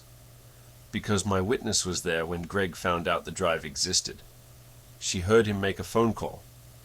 She heard him arrange for the suicide to happen before anyone could find it. Emma's head was spinning. You're saying Greg killed her. I'm saying Dr. Holloway didn't choose to die. And the evidence that proves it is still out there, waiting to be found. Emma looked around the empty living room, at the borrowed furniture and the borrowed life and the rapidly closing walls. Even if I wanted to come to Seattle, I can't. I have my daughter. I can't just leave her. I know. But can you trust anyone to watch her for 24 hours? Anyone at all. Emma thought about David, about Margaret, about the sitter who had seemed competent and kind. Could she trust them? Could she trust anyone? My witness is only available tomorrow, Rachel continued. She's flying to Tokyo for work on Wednesday and won't be back for 3 months. This is the only window. Emma, the only chance. Why should I believe you? Why should I risk everything on the word of a stranger? Rachel was quiet for a moment. Because 5 years ago, I was sitting exactly where you are now, terrified, alone, convinced that no one would believe me, that Greg had won, that I should just give up and let him destroy me. What changed? I decided I would rather die fighting than live running. Rachel's voice hardened. And I think you're the same. Emma, I think you're a fighter. I think that's why Greg is so scared of you. Greg isn't scared of me. He's winning. He's desperate. That's different. Desperate people make mistakes. Rachel paused. Come to Seattle. Meet my witness. Get the evidence. And then make Greg pay for everything he's done. Emma closed her eyes. Michael's voice echoed in her memory. Nothing stops Emma Parker. Lily's voice from this afternoon. Daddy said you were the bravest person he ever knew. Was she brave, or was she just tired? I need to think about it, she said. You have until midnight to decide. After that, my witness leaves, and the window closes. Rachel's voice softened. I know how hard this is. I know what it feels like to have no good options. But sometimes the only way out is through. The line went dead. Emma sat in the dark, phone in hand, the weight of impossible choices pressing down on her chest. Option 1. Stay. Wait. Hope that David's lawyers could disprove the video in time. Watch as Greg released it anyway and destroyed her life piece by piece. Option 2. Go to Seattle. Chase a lead that could be real or could be another trap. Leave Lily behind with people she barely knew, trusting that her daughter would be safe while she wasn't there. Neither option was good. Both options could destroy her, but only one of them offered even a chance of winning. She walked upstairs and stood in the doorway of Lily's room. Her daughter slept peacefully, face soft and untroubled, completely unaware of the storm surrounding them. The teddy bear was tucked under her chin, one small hand resting on its worn fur. Michael had given her that bear the day she was born. For our brave girl, he'd said. Our little warrior. Emma crossed the room and knelt beside the bed. I have to go somewhere. Baby, she whispered, knowing Lily couldn't hear her. I have to do something scary, but I'm doing it for you. Everything I do is for you. She kissed Lily's forehead, feeling the warm, soft skin beneath her lips. I'll come back. I promise. I'll always come back. She stood, took one last look at her sleeping daughter, and walked out of the room. Downstairs. She turned her phone back on and sent a single text. To David. I need your help. One last time. He responded within seconds. Anything. Name it. Can you have someone watch Lily tomorrow? Someone you trust completely. Margaret will stay with her personally. What are you planning? Emma took a deep breath. I'm going to Seattle. There's evidence there. Real evidence. A pause. Then, Emma, if this is another trap, then I'll deal with it. But I can't sit here and wait for Greg to destroy me. I can't. Another pause. Longer this time. I'll have a plane ticket waiting for you at the airport. First flight out is 6 a.m. Margaret will be at the house by 5. Emma felt tears prick her eyes. Thank you. David. Don't thank me yet. Come back safe. Come back with the evidence, and then we'll make Greg pay. Emma hung up and looked around the living room one more time. In 9 hours. She would be on a plane to Seattle. In 9 hours, she would either find the evidence that saved her or walk into another trap that destroyed her. Either way, she was done waiting, done hiding, done letting Greg Hartwell control her fate. She walked to the window and looked out at the night sky, at the stars barely visible through Denver's light pollution. Somewhere out there, Michael was watching. She believed that. She had to believe it. "Help me," she whispered to the darkness. "Help me be brave enough for both of us." The darkness didn't answer. But somehow, standing there in the borrowed house with her daughter sleeping upstairs and her future hanging by a thread, Emma felt something shift inside her. Not hope. Not yet. But something that might become hope if she could just hold on to it long enough. Something that felt like fight. The alarm went off at 4:30 a.m. Emma hadn't slept. She'd spent the night sitting in the living room, watching the hours tick by, running through every possible scenario in her head. The trap scenarios, the success scenarios, the disasters. By the time the sky began to lighten, she'd made peace with one simple truth whatever happened in Seattle. She was done being a victim. Margaret arrived at exactly 5 a.m., as promised. David's executive assistant looked different without her corporate armor. She wore jeans and a soft sweater, her silver hair loose around her shoulders instead of pinned up. She carried a bag of groceries and a folder of documents. "Lily's medical information," Margaret said, handing over the folder. "Emergency contacts, insurance details, everything I might need. Mr.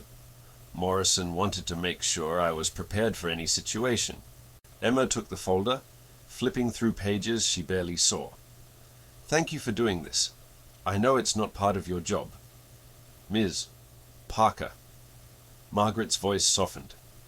30 years ago, I was a single mother working 2 jobs to put myself through law school. I know what it's like to have no one to turn to. Watching Lily is not a burden. It's a privilege. Emma looked at the older woman, seeing her differently now. Not as a corporate gatekeeper, but as an ally, a survivor. "If something happens to me, nothing is going to happen to you." Margaret's tone allowed no argument. "You're going to Seattle. You're going to get what you need, and you're going to come back. That's the only acceptable outcome." Emma almost smiled. "You sound very certain." "I've worked for David Morrison for 23 years. I've learned to recognize fighters." Margaret met her eyes. "You're a fighter, Emma. You just forgot for a while." Lily woke at 5:30, confused to find Margaret in the kitchen making pancakes instead of her mother. "Mommy has to take a trip," Emma explained, kneeling to her daughter's level. "Just for one day. I'll be back tomorrow." "Where are you going?" "To Seattle. It's a city with lots of rain and big mountains." Lily considered this. "Will you bring me something?" Emma's heart clenched. "What would you like?" "A rock. Daddy used to bring me rocks from his trips. He said every rock tells a story." Emma pulled her daughter into a hug, breathing in the smell of her hair, memorizing the feel of her small body against her chest. "I'll find you the best rock in Seattle. I promise." "Mommy." Lily's voice was muffled against Emma's shoulder. "Are you scared?" Emma pulled back, looking into her daughter's eyes. 5 years old and already so perceptive. Already reading emotions like words on a page. "Yes, baby, I'm a little scared." "That's okay." Lily patted her mother's cheek with one small hand. "Daddy said brave people still get scared. They just do the scary thing anyway." Emma kissed her daughter's forehead, her palm, the tip of her nose. "When did you get so smart?" "I was born like this." Lily grinned, a gap-toothed smile that looked exactly like Michael's. "That's what Daddy said." Emma stood, grabbing her bag from the counter. "Be good for Margaret. I love you." "I love you too. Mommy, to the moon. And back."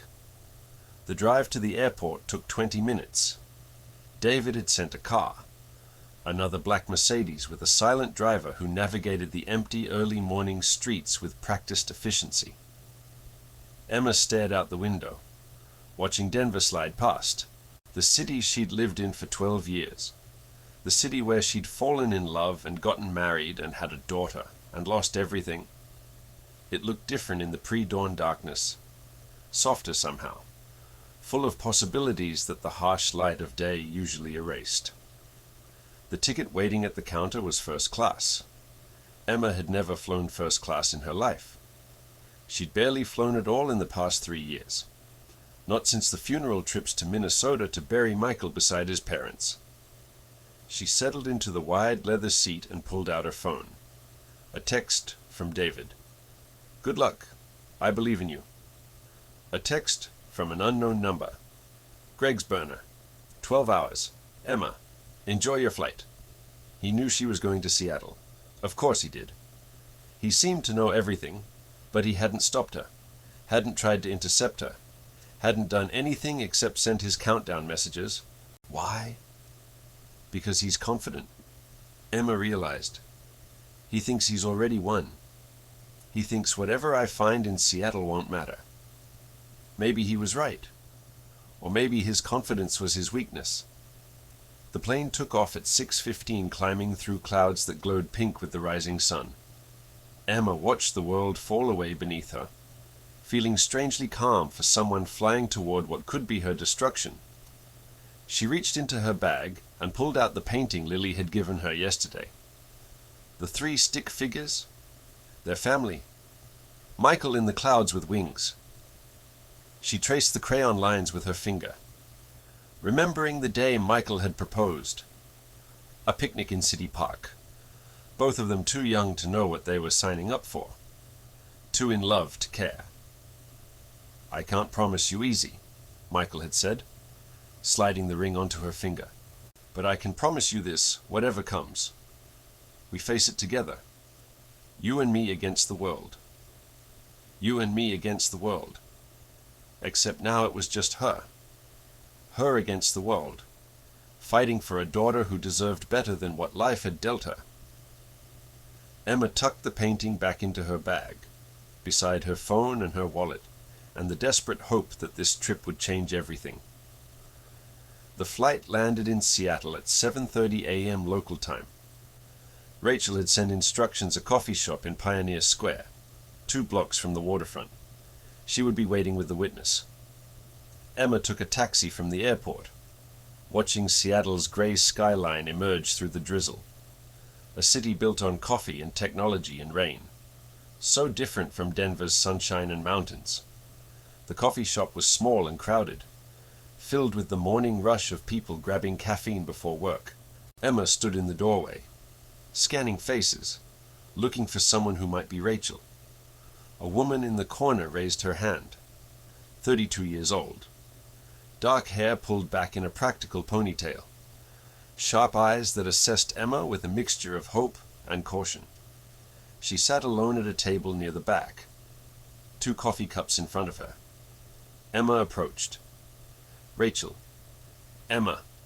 Rachel stood, extending her hand. "Thank you for coming." They sat. Rachel pushed one of the coffee cups toward Emma. "Black? 2 sugars. I looked you up. Found an old interview from your MBA program where you mentioned your coffee order. That's either impressive or terrifying. I'm thorough." Rachel's smile was brief. "In this fight, thorough is how you survive." Emma took a sip of the coffee. It was good. Strong. "Where's your witness?" "She's coming. She wanted me to meet you first. Make sure you weren't followed." Rachel glanced toward the door. She's scared. Emma. Really scared. Greg destroyed her life once already. She's risking everything by talking to you. "Who is she?" Rachel was quiet for a moment. "Her name is Patricia Holloway, Jr." Emma's coffee cup froze halfway to her mouth. "Holloway, as in Dr. Patricia Holloway's daughter." Rachel nodded. "She was 22 when her mother died. She's been investigating Greg ever since. But the Holloway family has been publicly blaming the anonymous whistleblower. They've been offering rewards for information. They've been..." That's her brother and grandmother. Patricia Jr. doesn't agree with them. Rachel leaned forward. She knows her mother wasn't innocent. She found her mother's files after the death. The real files that Greg tried to destroy. She knows exactly what her mother did and who she did it with. Then why hasn't she come forward? Because she also found something else. Rachel's voice dropped. Evidence that her mother's death wasn't suicide, and evidence that if she goes public, she'll be next. The coffee shop door opened. A young woman walked in. Late 20s, blonde hair, pale skin, shadows under her eyes that spoke of years of sleepless nights. She looked around nervously, spotted Rachel, and made her way to the table. Emma Parker. Her voice was barely above a whisper. I'm Patricia. Patty. Emma extended her hand. Thank you for meeting me. Patty didn't take it. She sat down, folding her arms across her chest, protecting herself. I'm not doing this for you, she said. I'm doing this because Greg Hartwell killed my mother and I want him to pay. I thought your mother committed suicide. That's what everyone thinks. Patty's jaw tightened. But I know the truth. I've always known. She reached into her bag and pulled out a USB drive. This is everything. Emails between Greg and my mother going back 7 years. Financial records showing payments. A recording of a phone call where Greg threatens to handle her if she doesn't keep quiet. Emma stared at the drive. And there's one more thing. Patty's voice cracked. The night my mother died, she called me, left a voicemail. I didn't hear it until the next morning, after they found her body. She pulled out her phone, tapped the screen, and pressed play. A woman's voice, shaky with fear. Patty. Honey, it's Mom. I need you to listen carefully. If something happens to me, look in the safe. The combination is your birthday backward. Everything is there. Everything about Greg, about what we did, about the students. A pause. Heavy breathing. I'm so sorry, baby. I never meant for any of this. I thought I could control it. I thought... A knock in the background. The woman gasping. Someone's here. I have to go. I love you. Patty. Remember the safe. The truth is in the message cut off. Emma sat in silence, the recording echoing in her head. She was murdered, Patty said flatly. The police said she hanged herself, but my mother was terrified of heights, terrified of anything around her neck. She wouldn't even wear necklaces. There's no way she chose that method. Did you tell the police about the voicemail? I tried. They said it wasn't enough evidence to reopen the case. They said she sounded paranoid, not scared. They said a lot of things that made me feel like I was crazy. Patty's eyes hardened. But I'm not crazy, and neither are you. Emma took the USB drive, feeling its weight in her palm. Evidence. Real evidence. Enough to destroy Greg Hartwell. Why now? Emma asked. Why are you willing to come forward after 5 years? Patty looked at her. Because I watched the video Greg made of you. The fake one, where he edited your conversation with my mother. Her voice trembled with anger. He's using my mother's memory to hurt you. Using her death as a weapon. I won't let him do that anymore. She reached across the table and gripped Emma's hand. My family has been wrong about you. Emma, I've been wrong. You didn't kill my mother. You tried to stop what she was doing. And for that, Greg has been punishing you ever since. Emma felt tears prick her eyes. I'm sorry about your mother. Whatever she did. She didn't deserve... No. Patty squeezed her hand. She didn't. But Greg does. He deserves everything that's coming to him. Rachel checked her watch. We need to move. Patty's flight to Tokyo leaves in 4 hours, and we need to get her recorded statement before she goes... Recorded statement. I have a lawyer friend here in Seattle. She's agreed to take Patty's sworn testimony on video, notarized and official. Something that will hold up in court? Rachel stood. Let's go? We have work to do? Emma stood, the USB drive clutched in her hand, the weight of 5 years of evidence pressing against her palm. This was it. The ammunition she needed to fight back. The proof that Greg Hartwell was not just a harasser, not just a manipulator, but a killer. She followed Rachel and Patty out of the coffee shop, into the gray Seattle morning. 12 hours left on Greg's countdown. 12 hours to get back to Denver, present the evidence, and watch everything Greg had built come crashing down. 12 hours until the final confrontation. Emma pulled out her phone and sent a single text to David. I have it. Everything. Coming home. His response was immediate. I'll be waiting. Greg doesn't know what's about to hit him. Emma looked at the message, then up at the Seattle skyline, rain misting against her face. For 3 years, she had been running, hiding, surviving. But survival wasn't enough anymore. It was time to win. The lawyer's office was on the 14th floor of a glass tower overlooking Elliott Bay. Rachel's friend, a sharp-eyed woman named Catherine Chen, had cleared her morning schedule the moment she heard what they needed. Within 2 hours, Patty Holloway sat in front of a camera, a notary public beside her, giving a sworn statement that would destroy Greg Hartwell. Emma watched through a window in the adjacent room, the USB drive burning a hole in her pocket. Patty's voice was steady, clinical, as she laid out everything. The payments between Greg and her mother, the scheme to compromise vulnerable students, the threats, the phone call the night of the death, the voicemail that proved Patricia Holloway Sr. had been silenced. Not suicidal. My mother made terrible choices, Patty said at one point, her voice cracking for the first time. But she didn't deserve to die for them, and Emma Parker didn't deserve to be blamed for exposing the truth. When it was done, Catherine handed Emma a hard drive containing the video testimony and 3 notarized copies of the transcript. This is enough to reopen the investigation into Dr. Holloway's death, Catherine said, combined with the financial records and the voicemail. You have a case for murder charges, not just harassment, not just fraud, murder. Emma held the hard drive like it was made of glass. How long before Greg finds out?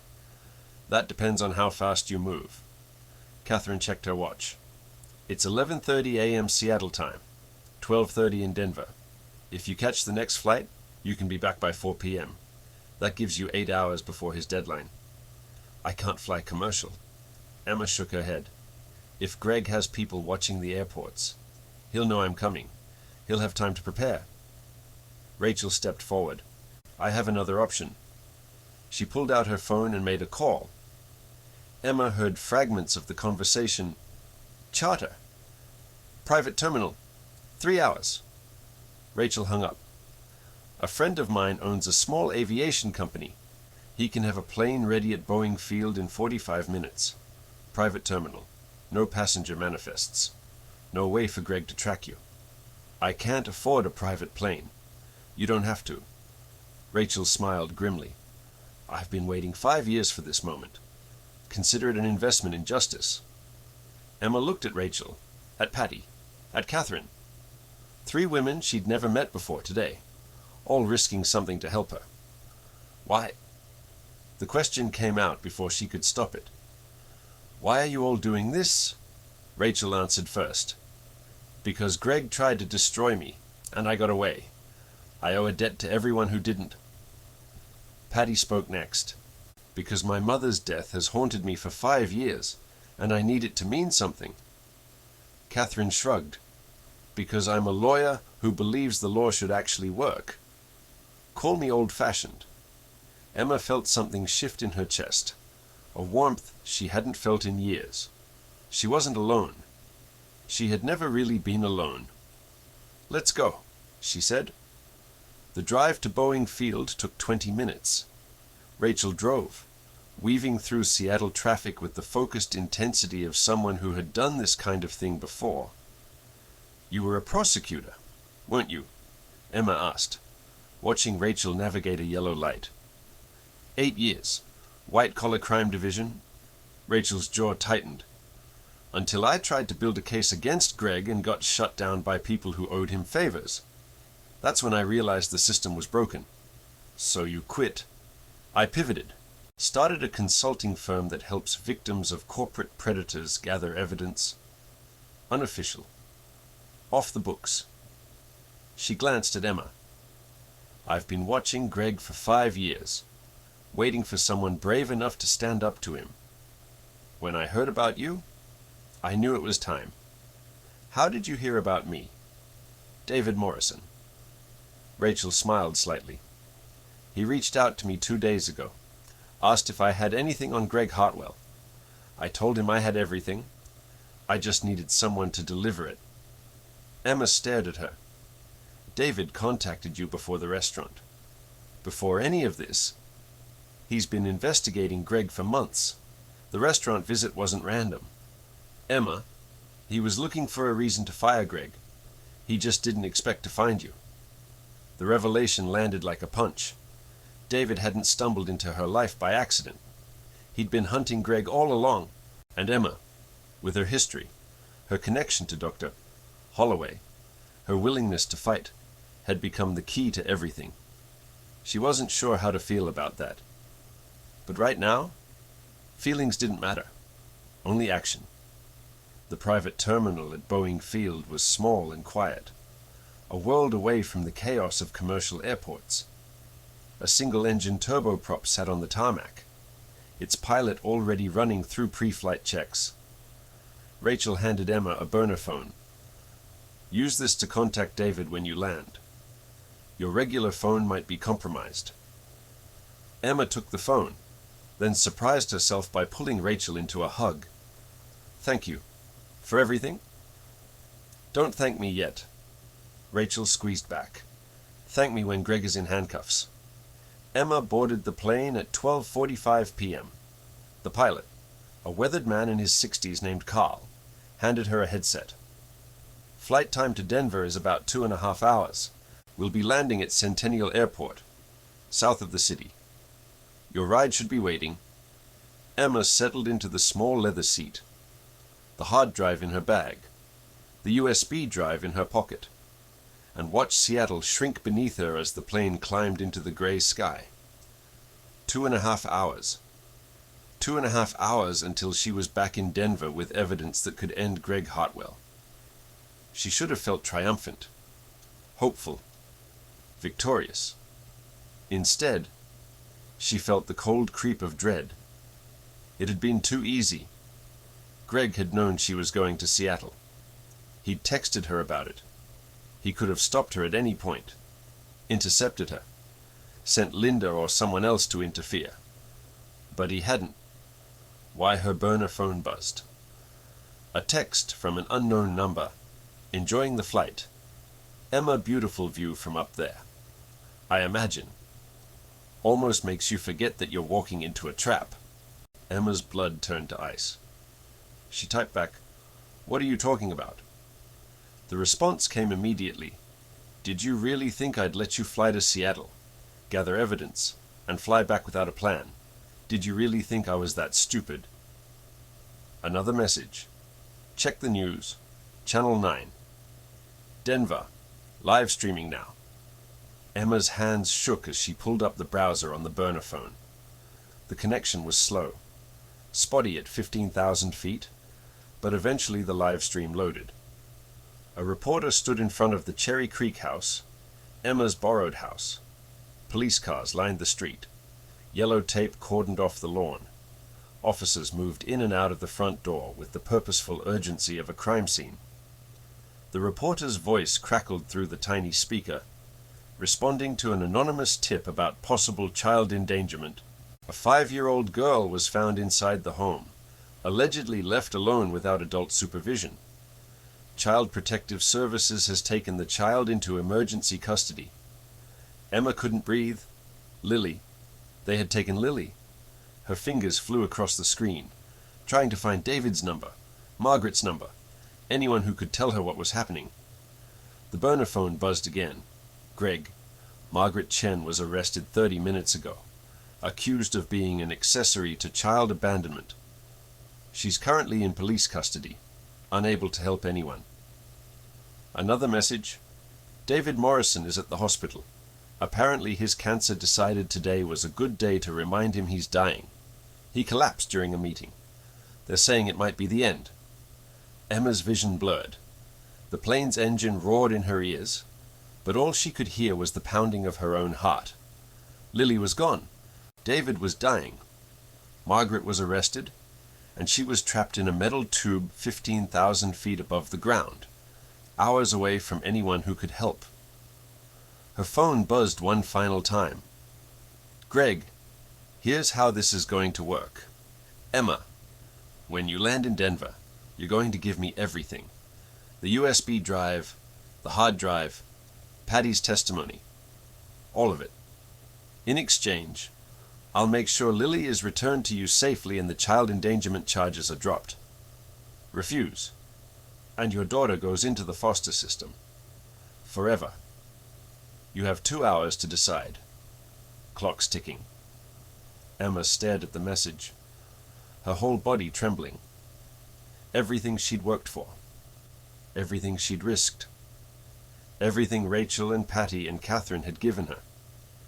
Greg wanted her to destroy it all, to hand over the evidence that could save her and condemn herself instead. To choose between justice and her daughter. The plane shuddered through a patch of turbulence, and Emma gripped the armrest, feeling the world tilt beneath her. She thought about Lily, scared and alone, surrounded by strangers who didn't love her.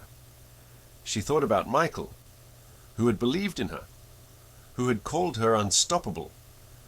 She thought about David, who had seen something in her worth fighting for, now fighting for his own life in some hospital bed. She thought about all the women Greg had destroyed, the ones who had stayed silent, the ones who had given up, the ones who had let him win. She could join them. She could surrender the evidence, get Lily back, and spend the rest of her life watching Greg Hartwell continue to hurt people. Or Emma pulled out the burner phone and called the only number she could think of. It rang 4 times before someone answered. Hello. A weak voice, barely recognizable. David.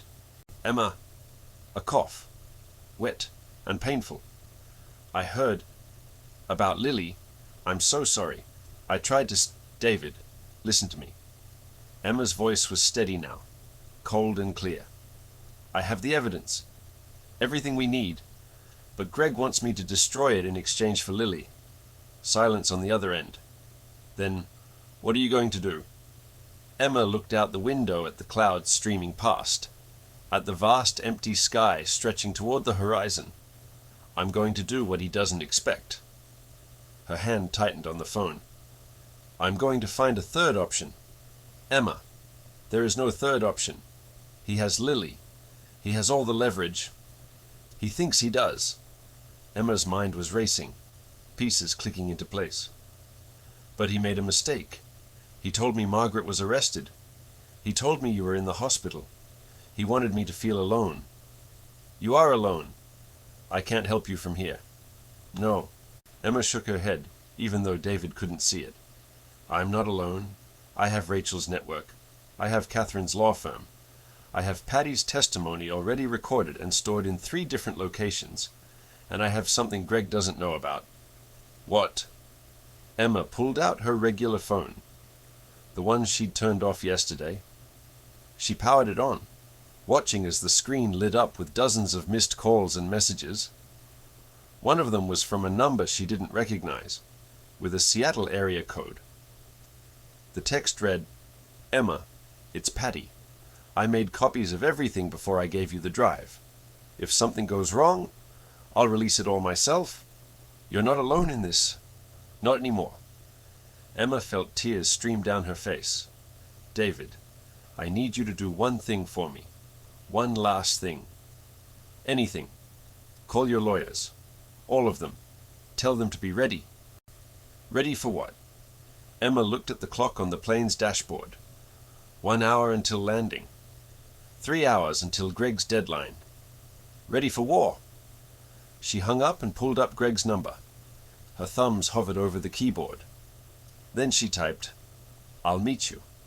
Alone. Centennial Airport. 4 p.m. Bring Lily, and I'll give you everything." The response was immediate.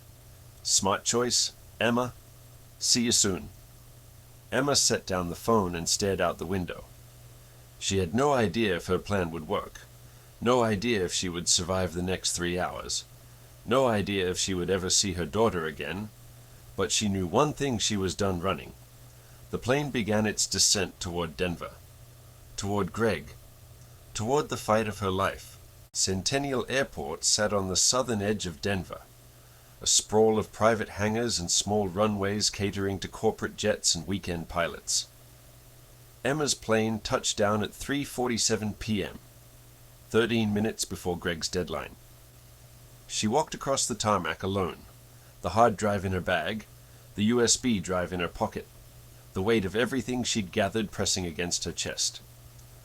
The afternoon sun hung low in the sky, casting long shadows across the concrete. A black SUV waited at the edge of the private terminal. Greg Hartwell leaned against it, arms crossed, wearing a smile that made Emma's skin crawl. 2 men in dark suits stood behind him, clearly hired muscle, clearly there to intimidate. And beside him, held by the hand of a woman Emma didn't recognize, stood Lily. Emma's heart stopped. Her daughter looked scared but unharmed, clutching her teddy bear with white-knuckled fingers, her eyes scanning the tarmac until they found her mother. "Mommy."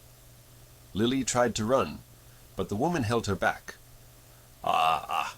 Greg wagged a finger. "Not yet. Business first." Emma forced herself to stop walking 10 feet away from him, close enough to see the triumph in his eyes, far enough to maintain some illusion of control. "Let her go. Greg, the evidence first." Greg extended his hand. "Everything. The USB drive, the hard drive, whatever recordings you made in Seattle, all of it." Emma reached into her bag. Her fingers closed around the hard drive. Patty's testimony, the financial records, the voicemail that proved Greg had murdered Dr. Holloway. Everything. "How do I know you'll let her go?" "You don't." Greg's smile widened. "But you don't have a choice, do you? You're alone. Your billionaire savior is dying in a hospital bed. His assistant is in jail. Your evidence means nothing if your daughter grows up in foster care." Emma looked at Lily, who was crying now, reaching toward her mother with small, desperate hands. "It's okay, baby," Emma called out. "Everything's going to be okay." She pulled the hard drive from her bag. Greg's eyes lit up with greed. "Smart woman." He stepped forward, reaching for the drive. "I knew you'd see reason eventually. They always do." Emma held the drive just out of his reach. "One question first."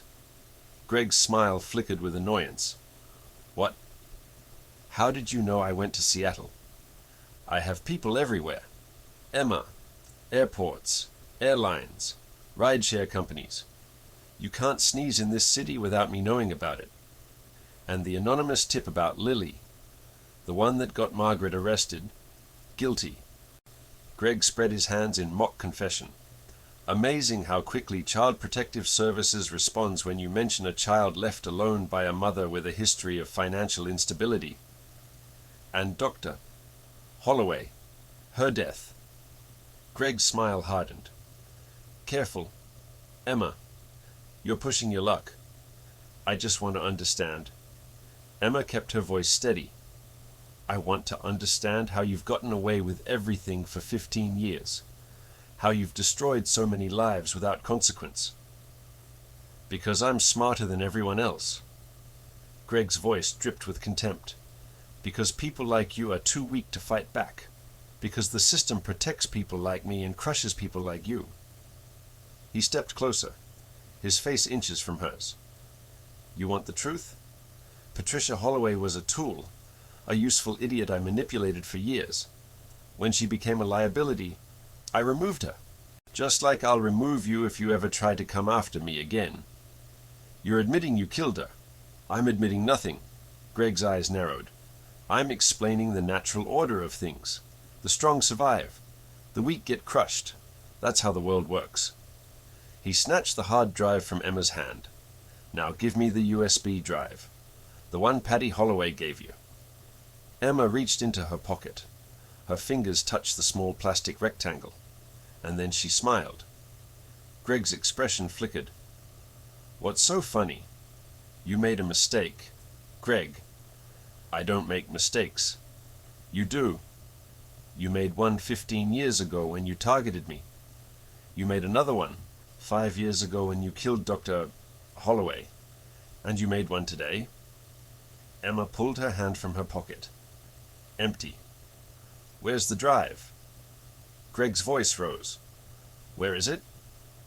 In a safe deposit box in Seattle, along with 3 copies of Patty's testimony, notarized and witnessed, along with a signed statement from Rachel Thompson, along with instructions to release everything to the FBI, the Denver police, and every major news outlet in the country if I don't make a phone call in the next. Emma checked her watch. 4 minutes. Greg's face contorted with rage. You're bluffing. Am I? Emma pulled out the burner phone. 1 call. Greg, that's all it takes. 1 call, and everything you've built comes crashing down. I'll destroy you. I'll make sure you never see Lily again. Maybe, but you'll be doing it from a prison cell. Emma's voice was ice. Murder. Greg, that's what Patty's testimony proves. Not harassment, not fraud. Murder. A life sentence. Minimum. No amount of lawyers or connections will save you from that. Greg stared at her, his mind visibly racing, calculating odds, looking for an escape route. What do you want? I want my daughter. Emma's voice broke for the first time. I want the charges against Margaret dropped. I want you to confess to everything you've done, on record, to the FBI. That's insanity. I'll never... Then I make the call. Emma's thumb hovered over the screen. 3 minutes? Greg, what's it going to be? Silence stretched between them. The 2 bodyguards shifted uncomfortably. The woman holding Lily looked at Greg, uncertain, and Greg Hartwell, for the first time in 15 years, realized he had lost. Fine. The word came out strangled. Fine. Take her. He gestured to the woman, who released Lily's hand.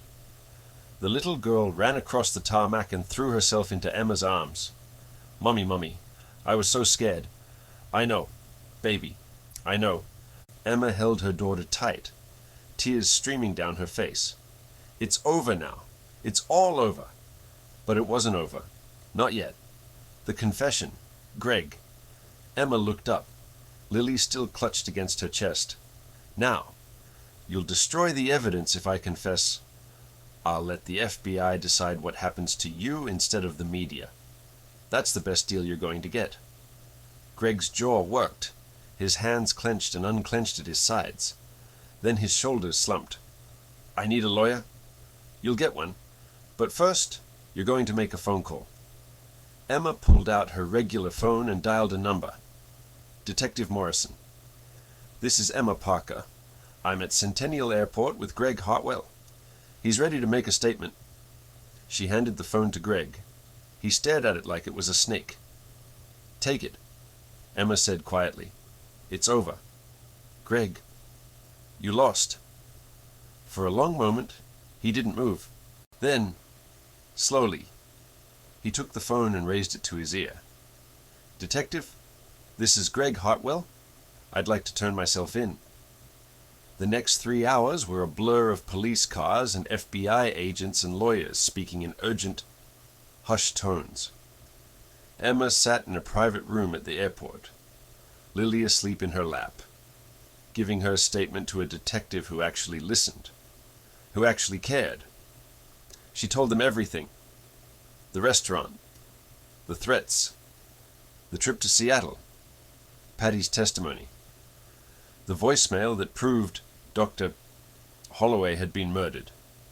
By 8 p.m., Greg Hartwell was in federal custody, charged with murder, extortion, and a dozen other crimes that would keep him in prison for the rest of his life. By 9 p.m., Margaret Chen was released, all charges dropped, her name cleared. By 10 p.m., Emma was sitting in a hospital room, holding David Morrison's hand as monitors beeped steadily beside his bed. He looked smaller than she remembered, frailer. The cancer that had been slowly killing him had accelerated. The doctors said he had weeks, maybe days, but his eyes were still sharp, still warm. When he looked at her, "You did it." His voice was a whisper. "You actually did it. We did it." Emma squeezed his hand. "I couldn't have done any of this without you." "Yes, you could have." David smiled weakly. "You just didn't know it yet." Emma felt tears slip down her cheeks. "Why me? Out of everyone you could have helped. Why did you choose me?" David was quiet for a long moment. "Because when I saw you in that restaurant, serving 7 tables while hiding your sick daughter, never complaining, never giving up, I saw my mother." His eyes glistened. "I saw the woman who worked herself to death because no one gave her a chance. And I thought, maybe this time, I could change the ending." "You did." Emma brought his hand to her cheek. "You changed everything." "No." David shook his head slowly. "I opened a door. You're the one who walked through it." He closed his eyes, exhausted. "There's paperwork on my desk. My lawyers have the details. I'm leaving you something. Emma, not charity, an opportunity." "David." "The restaurant chain. Morrison's Grill." His voice was fading. "I'm making you the CEO." Emma's breath caught. "I can't accept that. It's too much." "It's exactly right." David opened his eyes one more time, fixing her with a gaze that held all the intensity he had left. "You know what it's like to be at the bottom. You know how employees should be treated. You know what I should have built from the beginning." He squeezed her hand with what little strength remained. "Promise me, Emma. Promise me you'll make it something worth being proud of." Emma couldn't speak, could only nod. David smiled. "Satisfied? Good. Now go be with your daughter. She needs you more than I do." Emma leaned forward and kissed his forehead. "Thank you," she whispered, "for everything." She walked out of the hospital room, leaving David Morrison to sleep. He passed away 3 days later, peacefully, with a smile on his face. The funeral was held on a crisp November morning, the kind of day David would have loved. All blue skies and golden leaves. Emma stood at the grave with Lily, surrounded by hundreds of people whose lives David had touched. Margaret stood beside her, restored to her position, now working for Emma instead of David. Rachel had flown in from Seattle, standing quietly at the edge of the crowd. Patty Holloway was there too, making peace with a chapter of her life that had haunted her for 5 years. And somewhere, in a federal detention center, Greg Hartwell was beginning his first week of what would become a 40-year sentence. After the funeral, Emma drove to the Cherry Creek house one last time. It was hers now, part of David's estate, left to her along with the company and a letter she hadn't been able to read without crying. She sat on the porch, watching Lily play in the fallen leaves, and pulled out the letter. "Dear Emma, if you're reading this, I'm gone. Don't be sad. I lived longer than I deserved and died knowing I finally did something right. You're going to doubt yourself. You're going to wonder if you're qualified, if you're ready, if you deserve any of this. The answer is yes. To all of it. I spent 60 years building an empire and never once stopped to ask if it was making the world better. You'll ask that question every day. That's why you're the right choice. Take care of yourself, take care of Lily, and when you meet someone struggling, someone who reminds you of who you used to be, open a door for them. That's all any of us can do. With gratitude, David. Emma folded the letter and tucked it into her pocket, beside the painting Lily had made. 3 stick figures, a family, except now there were 4 figures in her heart. Michael in the clouds, Lily beside her, David watching over them both, and herself, no longer broken, no longer afraid. She had lost everything, and in losing, she had found something she never expected, a future. Mommy. Lily ran toward her, leaves stuck in her hair, cheeks pink with cold. Look what I found? She held out her hand. In her palm was a small, smooth rock, gray with a single white stripe running through it. You asked me to bring you a rock from Seattle, Emma said, confused. I never got the chance. I know. So I found one here instead. Lily pressed the rock into Emma's hand. Now we can both have one. One for you, and one for me. So we always remember. Emma looked at the rock, at her daughter, at the golden leaves swirling around them. Remember what? Baby. Lily smiled. That gap-toothed grin that looked so much like Michael's. That we're not alone. Not ever. Emma pulled her daughter into her arms and held her tight. Not alone. Not ever again. Emma Parker walked into Morrison's Grill 9 months later. Not as a waitress, but as the woman who owned it. The same dining room where Greg had thrown an apron in her face now buzzed with employees who earned fair wages, received full benefits, and never had to hide their children in storage rooms. Turnover had dropped to 8%. Revenue was up 12%. And every new hire heard the same story on their first day, the story of a single mother who refused to give up. Some people said Emma got lucky, that David Morrison appeared at exactly the right moment to save her. But luck had nothing to do with it. Emma survived because she kept going when everything told her to stop, because she believed her daughter deserved better, because she understood that gratitude is not about waiting for miracles, but about recognizing the doors that open and having the courage to walk through them.